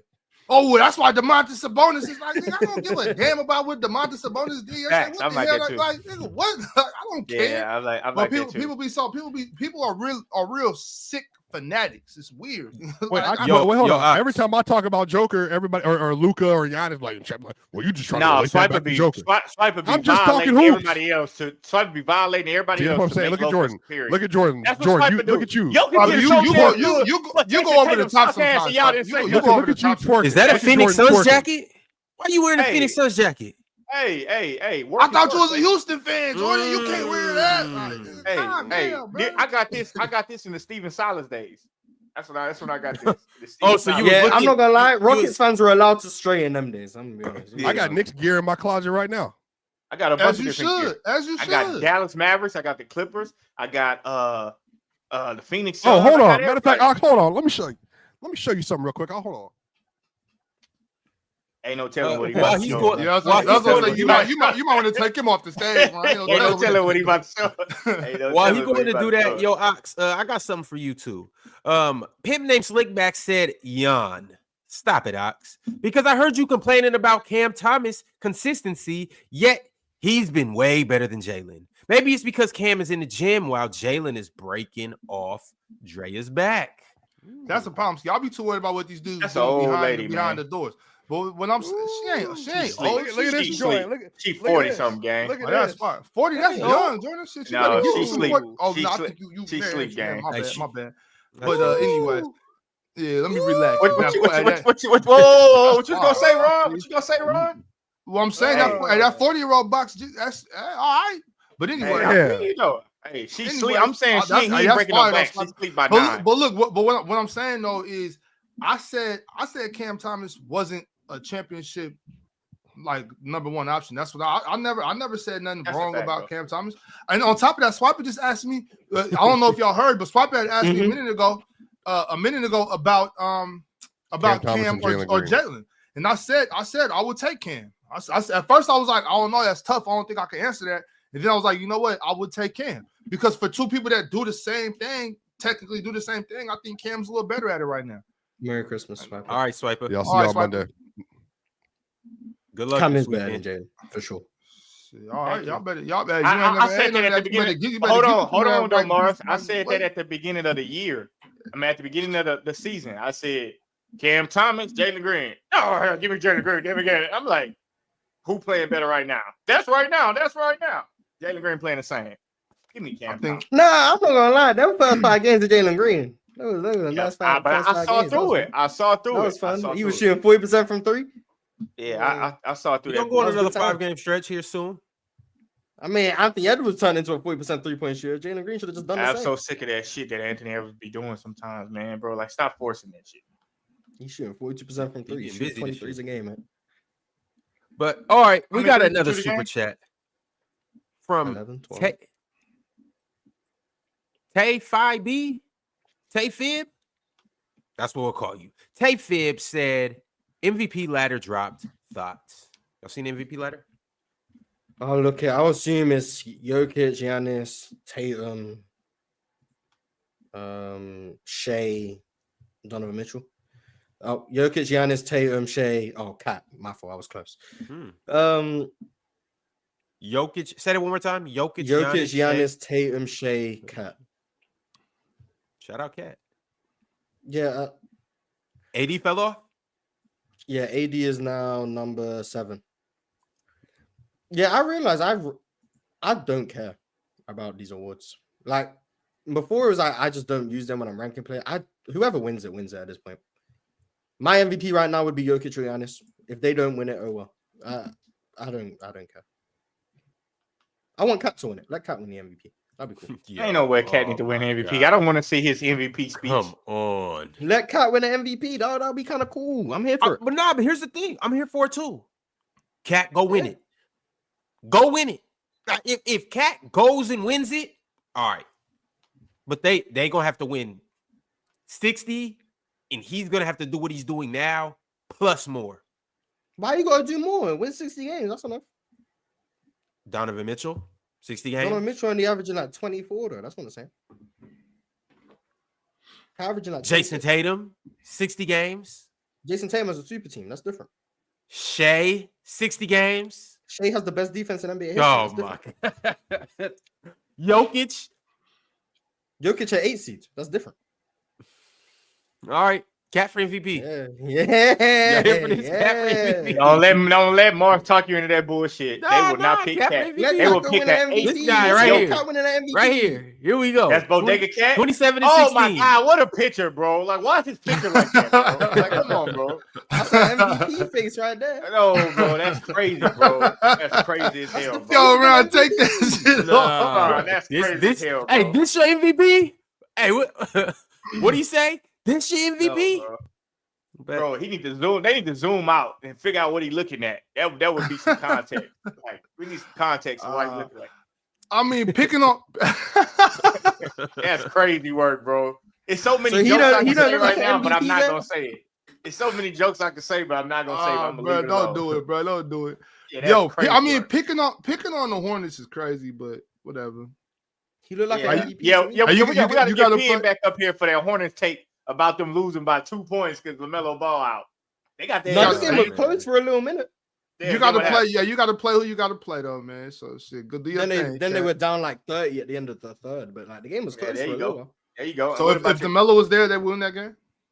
No, Melo don't make a difference. So it would have been. Yeah, he don't make according to Penn, but I'm just saying. Look at the rest of the guys. I mean, the bums on that team. Look what that stat line showed.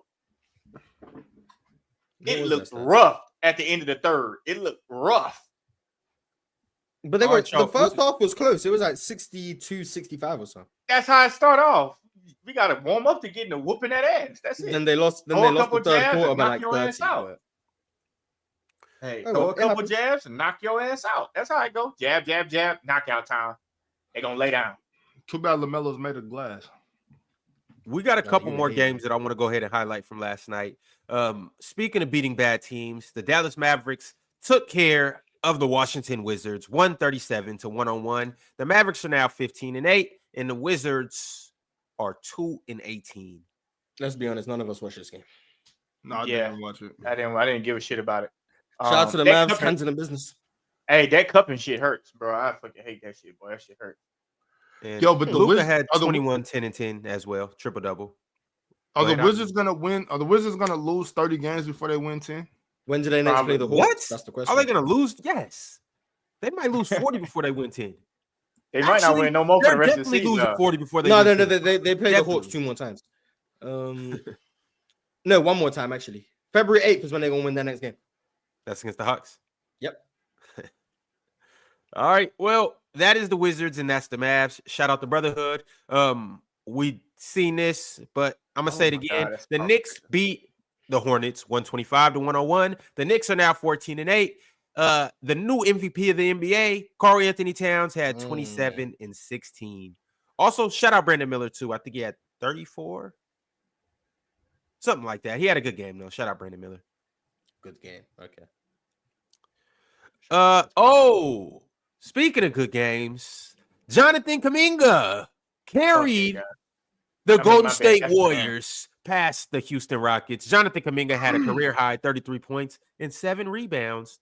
I think he might have been mad that we didn't put him in the 25 under 25 yesterday. But anyhow, the Golden State Warriors beat the Rockets by a score of 99-93. The Warriors are now 13-8, and the Rockets are 15-8.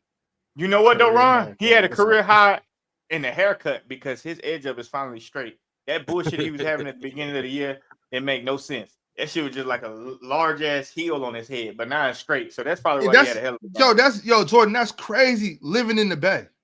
Yeah, like, I don't understand what the hell, bro. He getting clowned?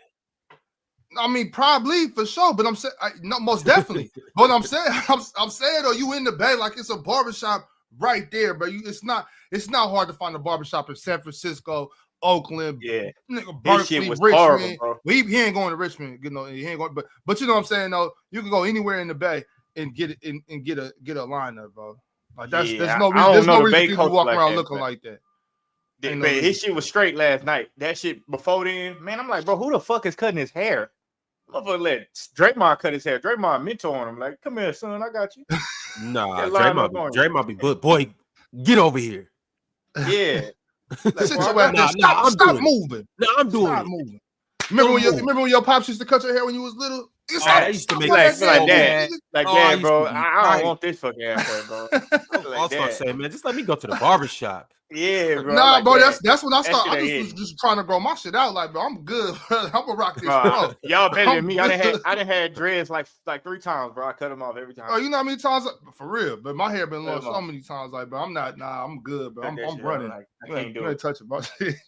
Hey, but I got a question for y'all. Speaking of us talking about the Rockets, we talked about the Mavs, and we'll get around to the Grizzlies. Damn, Ox. But as of right now, these 3 teams are all at 15-8 and tied for the 2nd seed. I mean, technically, we'll go to the Rockets right now if it was the end, but they all 3 have the same record. The Rockets, the Mavs, and the Grizzlies. I got to ask you guys, start, bench, cut these teams in terms of who do you think will finish the season with a better record? Start the Rockets, cut the Mavericks. No, I'm just kidding. No, I'm not. Start the Mavericks, start the Rockets, cut the Mavericks, bench the Grizzlies. I'll probably have to start the Mavs, bench the Rockets, cut the Grizzlies. I don't know if Memphis been playing. Bro. Remember when y'all swore I got cooked in that debate and I was trying to tell y'all about Santi and Jake, but no. Santi don't do nothing. Jake will love you. No. That's because he was going against OKC. I didn't choose to go. I had to go against OKC. Anyways. Yeah, but that's right. That's the counter debate to that was completely ass anyway. But y'all know how that goes. Since it's going against OKC, you know the chat had to do what they had to do. But anyways, though, if that bench keeps playing like that, and then when Gigi comes back, you know what? Got to cut the Rockets and bench the Memphis. No, what the hell? Cut the Rockets. I'm sorry, bro. Like Dallas is starting. Dallas is starting, bro. You got to start Dallas. Crazy work, bro. Got to start Dallas, right? How you rocking, Mars? I'm cutting the Grizzlies.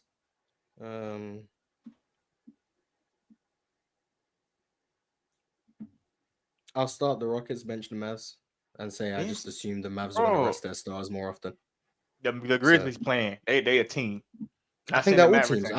I'm assuming Memphis is going to deal with the most injuries because they have so far. And then I think Dallas are going to load manage their superstars. And I think Houston is the younger, more healthy team, so they're going to have the better regular season record.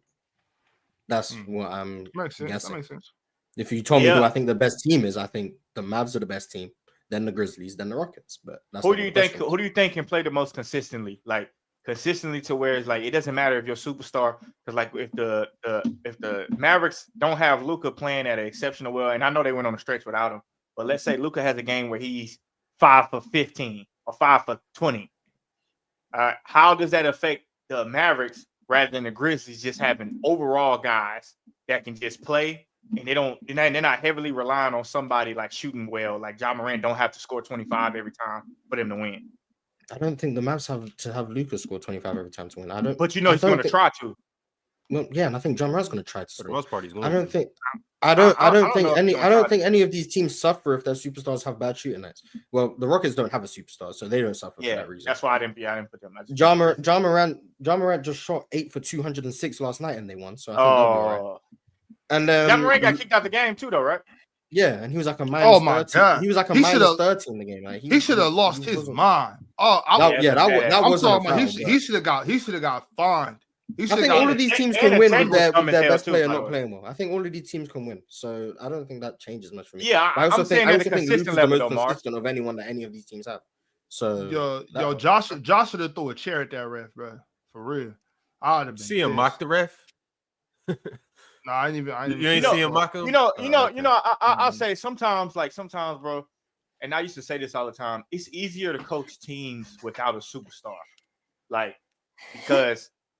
because you don't have to be like in the back of your head, he need to get his.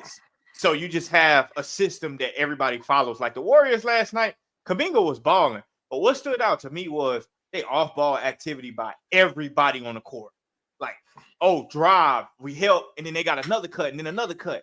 And it's like, well, I mean, Jordan, that is their system. I agree with what you're saying, but the Warriors probably have the most off-ball movement in the NBA. No, I agree. I agree.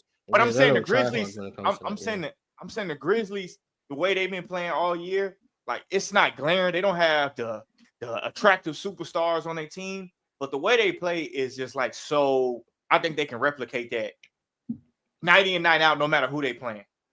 I think it's better to coach even if you got a superstar, and obviously better yet if you got multiple superstars or whatever. Like, it's better to still coach the same way and let your superstar stand out in your system. Hard though. It's kind of hard though. I think it's hard, but I think that's what makes a good coach and a good system and a good team. Like if we still run our system and put our superstars in our system, they should thrive in that system and still everybody taking good shots, good looks, all of that. Now, obviously, it's going to be times where it's like, hey, give him the ball and let's rock. You know what I'm saying? But for the most part, if you can stay in your system with your superstars, I think that it makes for a better squad. Yeah, but I don't even know what system the Mavericks have though. The system is give it to Luka and watch him throw grenades. Yeah, that's what I'm saying. That can't be a system. That can't be their system, but it works for them. I'm just saying it works. But once again, let's not forget about the Grizzlies, though. Just 2 seasons ago. You know what? I don't want to forget about 56 wins, number 2 in the West. Or that was 3 seasons ago.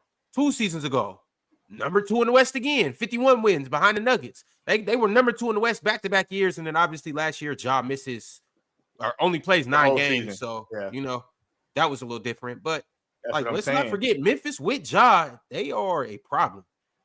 And that's why I'm starting the Grizzlies. Oh, what the Ron? I was agreeing with you until you just went. You didn't broke my heart on that one, bro. I thought you was about to say something else. What to say that the Grizzlies can be better than the Rockets this season? Start them, yeah. The Grizzlies are better than the Rockets. Okay, go ahead on with the list. Go ahead on with your list. Let's see. Are they not? No. Why not? Because I'm biased. I'm a Rockets fan, but but I would just say their defense. The Rockets defense is just superior. Memphis play D2. Yeah, but the Rockets defense is superior. Is what I'm saying. Yeah, but Memphis has a defensive player of the year.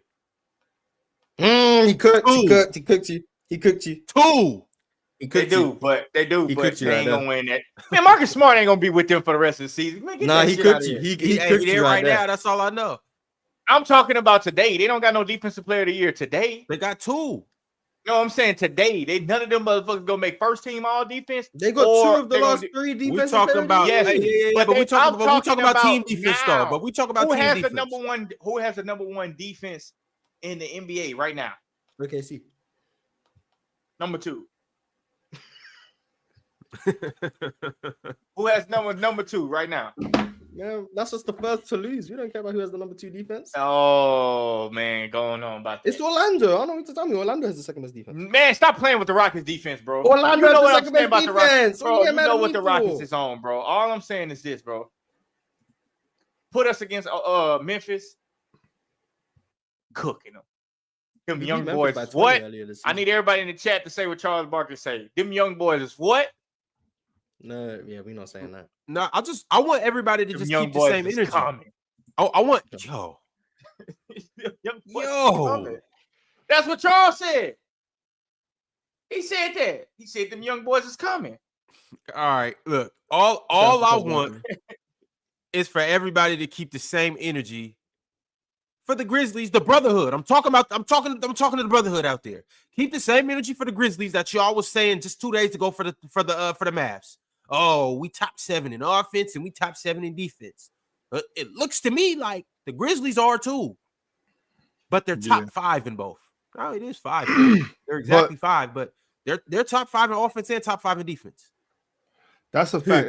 That sounds like the Rockets. That's top 3 in offense, top 3 in defense. That's what that sounds like. Rockets ain't top. No, I'm just kidding. I don't know. I'm just making shit up. Yeah, but while y'all was watching all this, at one point it was though. Did any of y'all take the time to watch the best game of the night? Did anybody watch Notre Dame versus Texas last night? I'm saying y'all watching this NBA shit. I mean, it was some real good. There was some actual good basketball happening last night. Woo!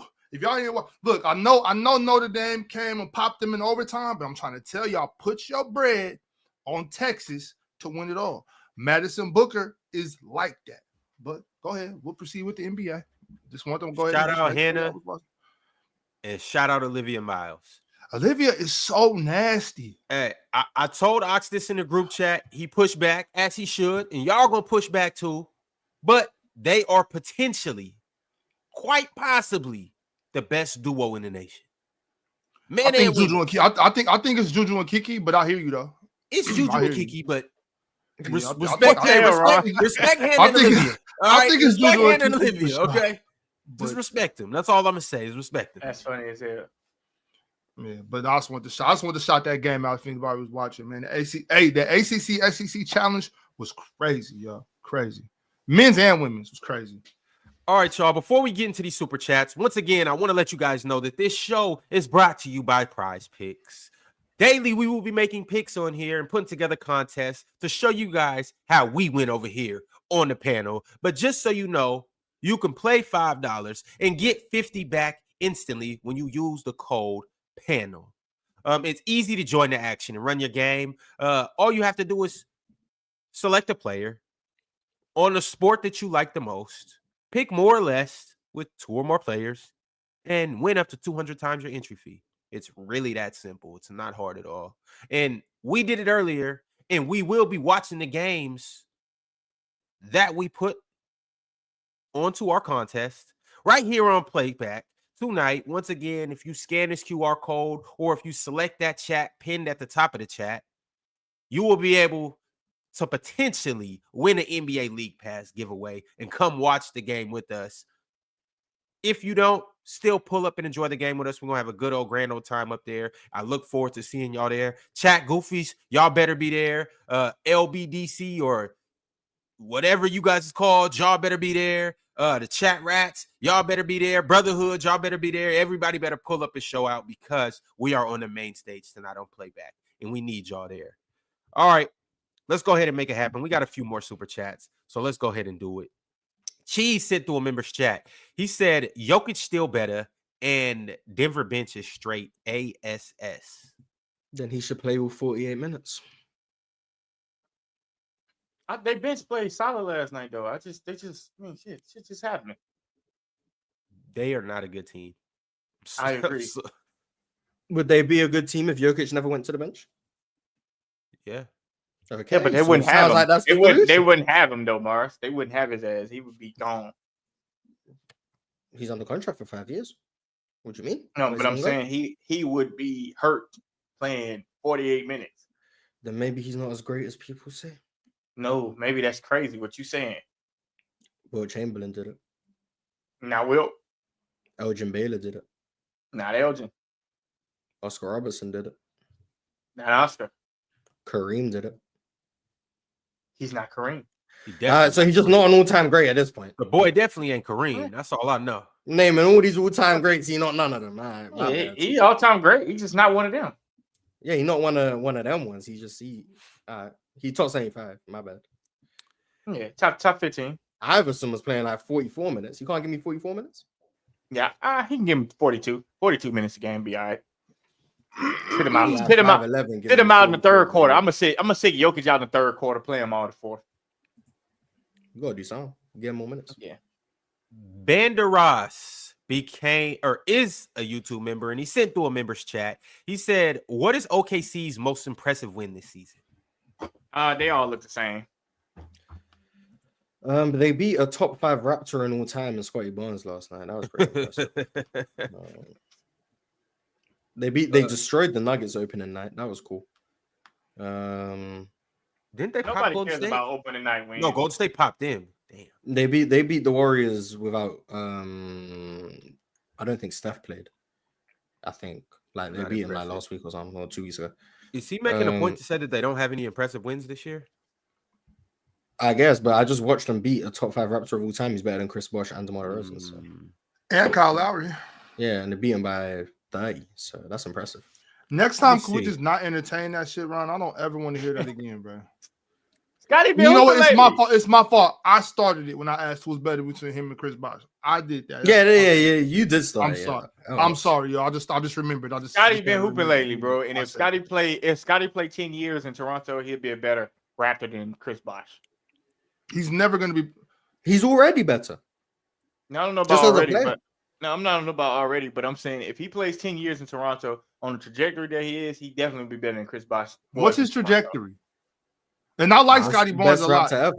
Don't get me wrong. I really like Scotty Barnes. I thought he was rookie of the year. I thought they should have picked him over Cade out of Florida State. I've been high on Scotty Barnes. But for us to pretend like he's better than Chris Bosh is no, I'm not gonna pretend like that. Did you see the Bucks first, man? I'm saying in 10 years. I'm saying in 10 years, or not in 10 years. Scotty's in what year 5 or 4? Year 4. Okay, so you got about 4 to 6 years. All right. If he you're saying he'll be a better Raptor, or are you saying he'll be better at basketball? No, better Raptor. A better Raptor. I don't care about that shit. I'm talking about who's better. No. Like, I don't give a damn about he's the better this because he's been here longer and he did. I don't care about that shit. I'm saying Mars said Scotty would be a top 5 Raptor of all time. No, I'm saying Scotty is a top 5 player to play for the Raptors. That's what I'm saying.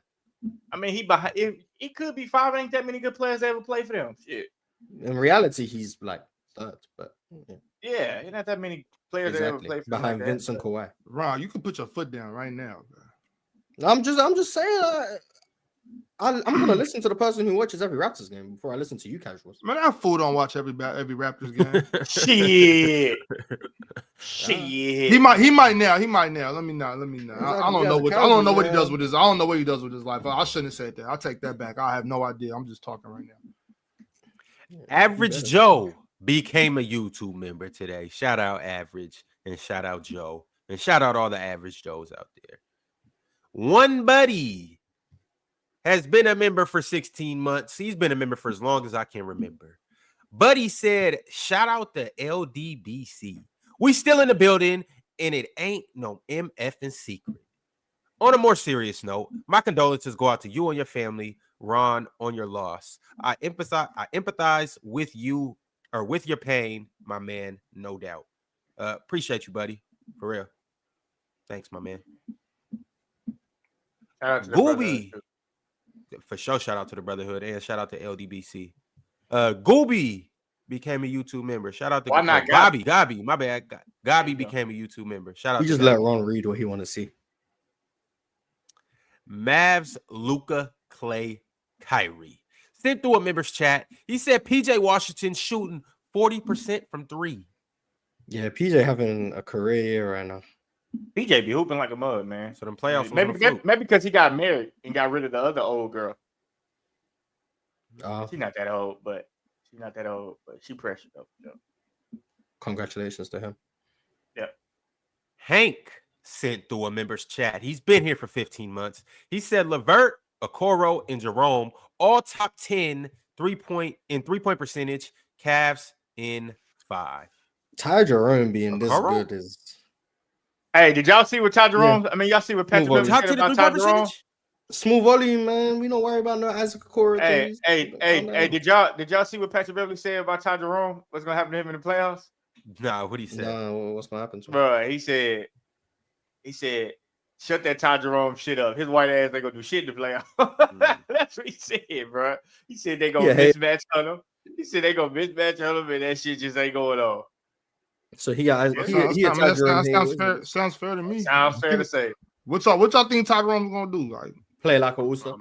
No, you crazy. Ty Jerome was a champion at Virginia, though. He might get ate up on the defensive end, but if he provided anything close to what he's doing right now, if he getting ate up on the defensive end, no, if he getting ate up on the defensive end, Ron, that means he has to be scoring like 25 on the offensive end. Ty Jerome is leading the league in true shooting percentage. Until he get ate up on now true shooting. I'm not saying that he's gonna start. I'm not saying he's gonna because he's not gonna start. I'm not saying he's gonna play 30 minutes a night, but he gonna come off the bench with if he continues this, even anything close, that boy gonna play playoff minutes. He gonna get 20 minutes a night. Mo, that's crazy work, Mo. That's crazy work. Mo said, whose career would you rather have? Magic or Steph? I'm not reading that last part. Taking Magic for sure. If I'm factoring in HIV, I need Steph's career. I'm taking Magic's career. Facts. Yeah. If you're gonna include that last part, if I have to be one of them, I'm gonna be Steph, bro. He made it. What? He's undetectable. He's tested. He don't got it no more. He's detectable. No, I don't want that shit. Magic is technically superhuman. Magic might be an X-Men. No, it's okay, bro. It's okay, bro. bro. You guys can take that. I don't want that. I would rather take Cannon. I would rather take Cannon and Riley. No, I'm not gonna go ahead. That's a dark joke. That's a dark joke. Yeah, I know. No, this ain't the place for that, bro. I know No. So, anyways, I'm Isaiah Cannon, Pat Riley, and that's the crazy. Doesn't part. really matter. I'm taking stuff. Yo, when you put it that way, Jordan. MP13 said, "What's the minimum amount of wins for Jokic to get the MVP without causing an uproar within the media and traditionalists?" Personally, I just say 50. It's not about wins; it's about seeding. Facts. If they're a 3 seed with 46 wins, all of a sudden it's valid. It's seeding. Eliza Schaefer said Malone's system requires an assist for every point. Bad system needs self-creation. System requires one player to do everything, and others are capable, and others are capable being misused. So she's basically shitting on the Denver system and Mike Malone. Jokic should just play more. I mean, she's not wrong, but we weren't talking about that when they won a championship. So it's been the same system. That's all I'm saying. Jordan, and that's what I'm saying. Would y'all expected the Nuggets to be a dynasty and just win a bunch of championships? Like they got their shit. It was already people. You know what I'm saying? Like they got. You do realize that's what's happened for every championship since we've been on this platform. When the Bucks won, it was how the Bucks ever going to lose again? The Bucks going to win 3 straight, and then they lost in the second round the next year. The only one that we didn't do that for was the Warriors, because everyone kind of like accepted that the Warriors this was their last dance. But then the Nuggets won. It was how is anyone going to beat the Nuggets? And then they lost the next year. And now how is anyone going to beat Boston? That's because Chill was pushing a lot of especially like when the Nuggets won. His thing was that's the team to beat. So I got them. You know what I'm saying? Even though things had changed in the offseason. I don't live by that. You know what I'm saying? So not to say that that's a wrong way to look at it, but I don't look at it that way. And I never expected the Nuggets to win another ring. I don't expect them to win another ring. Not this year, not next year. We'll see what happens in the offseason. Not ever, huh? Not ever, huh? Well, I was about to go that far, but let me not go that far. I don't know what they're going to do in the offseason or with trades and all that stuff. But as of now, as currently constructed, I don't think the Nuggets got any action at winning the championship. They lost Bruce Brown. They lost KFC. That shit is over. You know what I'm saying? Like, move on. If they win a chip this year, then I'll be very surprised. I'll just say that. I'll be very surprised. I don't even think I got the Celtics winning this year. You know what I'm saying? Like, matter of fact, I got the Knicks winning the East. So no, I don't got. Slow down, Knox. The Celtics probably gonna win it this year. They could. Man, I got the Bucks winning it this year. Let me Giannis Jokic. No, ain't no way you got the Bucks winning after you talking so bad about them early on in the season. Things change. I got the Bucks. Nah, ain't no way you can't. Things change. I got the Bucks. Change it like that. I can't let you Bucks change FC. it. Keep going. Bucks FC. Keep going. Let Giannis have 2 rings. The Knicks Magic Eastern Conference Finals is going to be crazy. Miguel, when was the last time we had that? What was that? 94? Knicks Magic? Yeah. Shaq against Shaq. Yeah. Oh yeah, come on, man. Miguel Dominguez said, name one team that Jokic has beat in the playoffs that is better than the 23 Thunder, the 23 Wolves, and the 21 Suns. It's not necessary, though. I mean, I think the 2020 Clippers are probably better than some of those teams. But it's not even necessary. Why does it matter? It doesn't. He's trying to say that Jokic has never beat a good team in the playoffs. That's what he's trying to say. But I think the 2020 Clippers are better than some teams. I think they were a really good team. The Lakers are pretty good too. They just got their ass whooped. But yeah. MP13 said, if the complaint people can come up with for Jokic is he didn't finish the game with a 70 true shooting percentage, then I don't know what to say. That standard is so insanely high. I mean, I'm not asking too much for you to make layups and play 48 minutes. Now you're asking a lot. 48 minutes. And make clutch free throws. Yeah, I'm making free throws. Yeah. They ask more of Kawhi then. I'm being elite rim protector. Oh, okay. Yeah. Classic said the league has figured out Jokic. I didn't know that. His amazing stats are cool, but his style of play isn't conducive to winning now. Oh man, that's so unfair.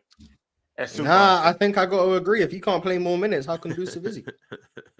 Mars is killing me, man.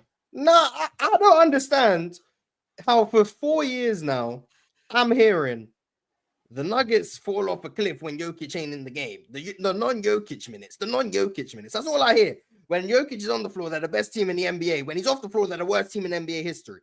How can you say that for 4 years and then I raise the suggestion of maybe he should play more and somehow I'm wrong? If you're telling me they're the worst team ever when he's on the bench, 48 minutes, Mars. Say, okay, maybe he should play more so that they're not the worst team ever for longer. I'm the one in the wrong. Oh, that don't make sense. Because it does make sense because all they got to do is get more players on their team, Mars, not play him. Which one is more realistic? Him getting more players with no trade assets or play someone more. They do have some trade assets. Who's that trade assets? Michael Porter Jr. Okay, so remove Jamal one of the starters. Remove one of the starters that is part of some of the best lineups in the NBA to acquire bench players so that the bench could be slightly better.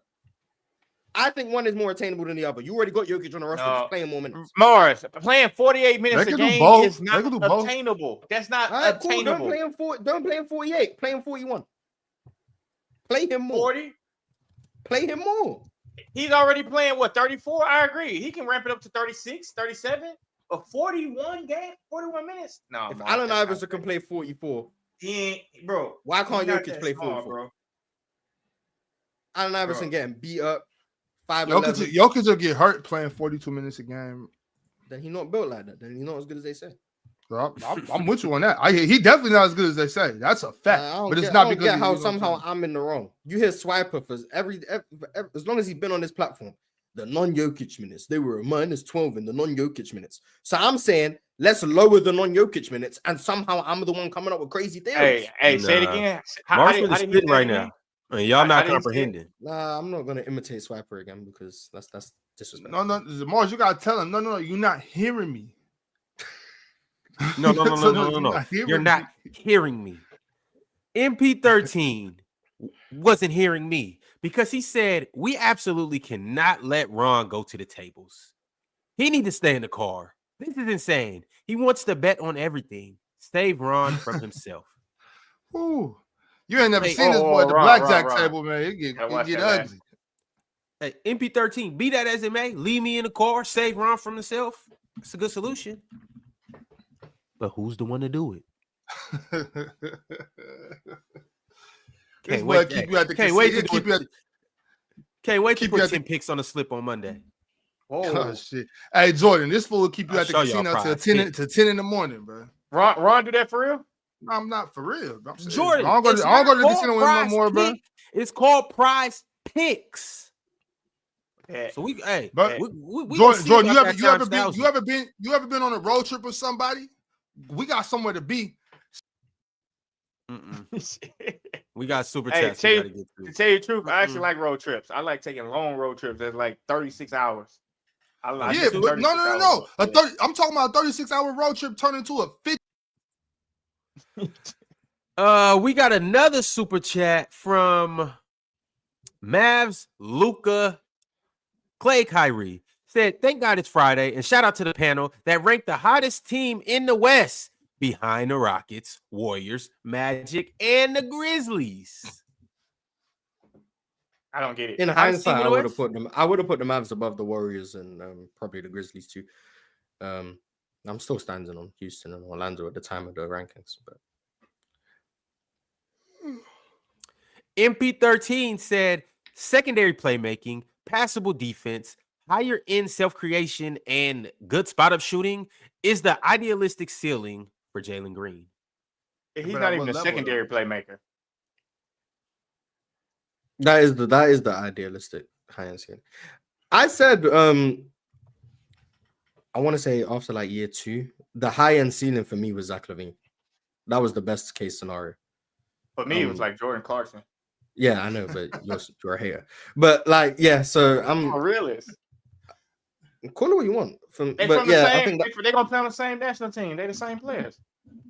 Shout out to the Philippine national team. But yeah, that was my high end outcome after like year 2. Other than like the Michael Jordan stuff. Hold on, I want y'all to help me out with something. What do y'all mean by secondary playmaker? Do you mean by secondary playmaker like you made a good pass to me and then I made another pass, so you basically got a hockey assist, or do you mean like I'm the second best playmaker on the floor? It's like we don't rely on you to create. So like Kyrie would be the Mavs secondary playmaker. Luka is their primary playmaker who takes most of that responsibility. But Kyrie in a smaller role of that can still do it. But the moment you start scaling up his role, you start seeing more of the flaws, if that makes sense. Right, so like Jalen Green can probably do it in a smaller role, basically. Right. I hear people use all these terms so much, and I just be like, yeah, they just do it. They just do it to justify an argument. But when you kind of like, yeah, it sounds good, but that's just not realistic. It sounds good, just not realistic. Rock Out Deuce said, whoop that ass last night, Ox. Stop playing with Memphis. Oh, no, for sure did. I'm telling you that Memphis bench ain't nothing to play with. Yeah, I'm gonna need the Grizzlies to take back Steven Adams and give us J Huff. That's what I'm gonna need. Steven Adams, I thought Steven Adams played all right last night. Steven Adams. I want J Huff. No, I don't want J Huff because players like that be trash for us if they get him for some reason. Man, J Huff gonna be great, man. He rim protect, he run the floor, he athletic. Yeah, but you know who J Huff remind me of? Trash, bro. Ron, you know who J Huff remind me of? I don't. Bro, I have no idea. You don't? I have no clue. The Wisconsin. Frank Kaminsky. Yeah. He's not as good as Frank. He's not as good as Frank, but he's more athletic than Frank. So maybe he should go to Partisan. He better on defense than Frank too. Frank was like that. Y'all better stop. Frank better on defense than Frank Kaminsky for sure. Bro. Every time we get players like that, them guys be trash as hell for us. DK, you tripping? Frank can get at J Huff. We already got one of them Huffs. What's his name? Don't say Jock Landale is J Huff. Yeah, Jock Landale. Jock Landale ain't no J Huff, man. We got one of those Huffs. Is crazy. That is crazy, right? That is crazy. Speaking of has-beens, Masinko sent through a super chat. Wow. He said, "Shout out to Francisco Garcia, Anthony Morrow, and Carlos Delfino." Keep Francisco Garcia had a game against the Thunder, boy, when the Rockets was in the playoffs. Dunked on Kevin Durant ass. Shout out Carlos Cisco. Delfino was on the team too. Y'all, I used to get so busy with Cisco in 2K. Oh my God, I used to get busy with Delfino, boy. Man, nobody want to hear about Francisco Garcia, bro. Come on. I used to put Delfino at that point, boy. Delfino played like a drunk out there. Tell you. Another super chat from Ken 10. He said, "I told Mars Cat was MVP level, and he laughed at me." He said, let's get this right. He said Cat was gonna average 38 and 18. No, and I laughed. Ain't no way he didn't say that, Mars. That's what he said, and I laughed at him. Ain't no way. You wouldn't say. Nobody would say something like that, Mars. That's why I laughed. Right. Not in their right mind. Well, last night he had 27 and 16. Maybe if they weren't blowing out the Knicks. That's 11 points and 2 rebounds short. Right? Well, if they wasn't blowing out the Hornets, he would have got that. Ron, a lot of people don't even average 11 and 2. You know what I'm saying? And he was short 11 and 2. So come on, bro. Come on. Y'all need to put some respect on the East Coast MVP. The NBA MVP. Okay, I can get with this one. I can get with this one. Masinko said also. He gave John Salmon some slander the other day. John Salmon's better than Carl Landry? For sure. No, John Salmon's better than Carl Landry, better than Francisco Garcia. Y'all know that. Hold on. He might not. Shout out Carl Landry though. I used to get busy with him on 2K too. Carl Landry was. I used to get buckets with Carl Landry. He used to be trash on 2K. You just didn't. You just was weak in 2K. John Salmon better than Brandon Bass. I used to get like that. Busy. I'm talking about that. He know better than Brandon Bass. Hey, Brandon Bass had some good years though. Brandon Bass had some good years. Brandon Bass never missed that mid-range shot, boy. I'm telling you, boy. On that baseline? Yeah, he never missed that. On the baseline? That shit was ugly as hell. You like, bro, what the fuck, bro? He just make that shit. That's kind of look like Draymond. He do. But better. They cousins? No, he not better than Draymond. Brandon Bass was so tough. If the Warriors had Draymond might be Bass, Bass. Now that I think about it. Draymond don't get on that rim like Brandon Bass used to. Brandon Bass. Al Jefferson was better than Brandon Bass, though. Al Jefferson better. Now you've gone into a whole different tier of player. Yeah, that's way different player. Al Jefferson was better than Draymond Green too. Tough, but tough. Draymond solid, bro. Alan L said Luka is a bad stat pattern, especially if he's up 20. So he's bad. I don't think there's anything wrong with that. So I'm getting tired of hearing this pat statter thing. No, he's saying Luka's bad at it. Like everybody trying to stop. Oh, gotcha. He's saying he's a bad front. But everybody pad their stats when they up 20, bro. They do that in middle school, high school, whatever. It's just gonna pad. Like doing it in middle school is kind of crazy. Like let the other kids. Ain't play. even know. Ain't letting shit play. No, I used to be pissed off in middle school. Coach talking about let him play. Man, I'm not sorry as hell. I'm not letting him play. No. Football breakdown. His mama at the game, Jordan Dale. I don't give a shit. She get to show up to practice. That's when he playing. Football breakdown said many factors for Jokic's statistical floor. Swipe a lion. You know, Swiper gonna do anything to make Jokic look like he the best player of all time. Yo, Jordan, I'm finna let my son's gonna play for you for a summer or two, bro. Hey, boy, every kid that somebody didn't let me coach their kid, the next level has always looked scary for him. I'm telling you, bro. I tell him the truth, boy. Coach, I used to have a kid on my team. He used to ask me, he used to be like, Coach, you know when I'm getting in? I used to be like, I ain't even thinking about it. To be honest with you, I wasn't thinking about when you was getting in. You know, shit happened. My bad. I wasn't on my mind, bro. My kids. I'm letting my sons come play for you for at least 2 summers, bro. That shit happens, bro. We're gonna get better in practice, though. I'm gonna get you better in practice. Lego Rovers said, "Who's the best player on the Knicks?" OG. What? Stop playing. Y'all know it's OG. Ain't not the best player on the Knicks. Y'all know it's OG. Who you got, Jordan? Brunson, bro. Why would we be talking about this? And Mars, y'all know it's OG. Yo. Mars, you don't got to troll at the end of the show every time, bro. Who's the best player? I don't know. You weren't watching Marquette last year, I guess. I don't. Oh, okay. I wasn't. Him and Oso Iguodala? No, I mean, I definitely wasn't watching Marquette last year. Hey, I called it. I said Oso Iguodala was going to be solid for the Thunder when people didn't think. I mean, not for the Thunder, for the Suns when people didn't think he was going to play. I called that one. I like Oso, man. DeSarmo said 8th seed is the number 1 in MVP ranking. Goalposts moving GOAT. It's funny. The Bucks have a worse record, but they're like the 5 seed. Vision Gang said Swiper stay hating, but he got a dunk just like Jokic. What? Wait a minute. That's crazy work. You didn't have to read that, bro. That's crazy work. They must have been looking at him when he got up. I was gonna tell him, man, you gotta be careful. You gotta cut the camera off when you're getting up. Bro. He gotta. When he went to the back, and he I'm out of here, bro. I'm going, bro. Hey, football break. Went to the back. So y'all praise Kyle Lowry's dunk, but not Swipers? Whoa. Hey, Ron, you about to finish the show by yourself, I swear. Ron, do that. I've never mentioned anything about Kyle Lowry, but y'all call Kyle Lowry super darkadocious, but we can't. Never mind, y'all. Forget it. Bro, Football breakdown said Jokic's stats do not match his impact. Y'all won't listen. Okay. Man Liv said, I think he's talking about Donovan. The 2017 trade, because the Nuggets drafted Donovan Mitchell and traded him to the Jazz for something. I can't remember what it was. Melo Williams said, Giannis. That's Gabby Williams. Solid.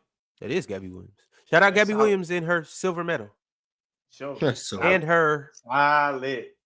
Yeah, and her silver medal. Melo Williams said Giannis climbing up the MVP ladder. Yeah, he's second. Rightfully so. And last but not least, Vision Gang sent through yet another super chat. He said Jordan is the best addition to the show. Brain plus eye candy. Whoa!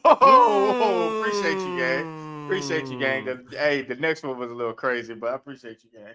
All right, y'all. Remember that this show is brought to you by PrizePicks, and also we will be on playback tonight. Y'all be sure to pull up 7:30 Eastern time. Lakers versus Hawks. I will see y'all there. Like the video on the way out. Subscribe to the channel, and salute to all the eye candy on the show. We'll catch y'all on Monday. I'm getting out of here, Rod, bro. I'm getting out of here, bro.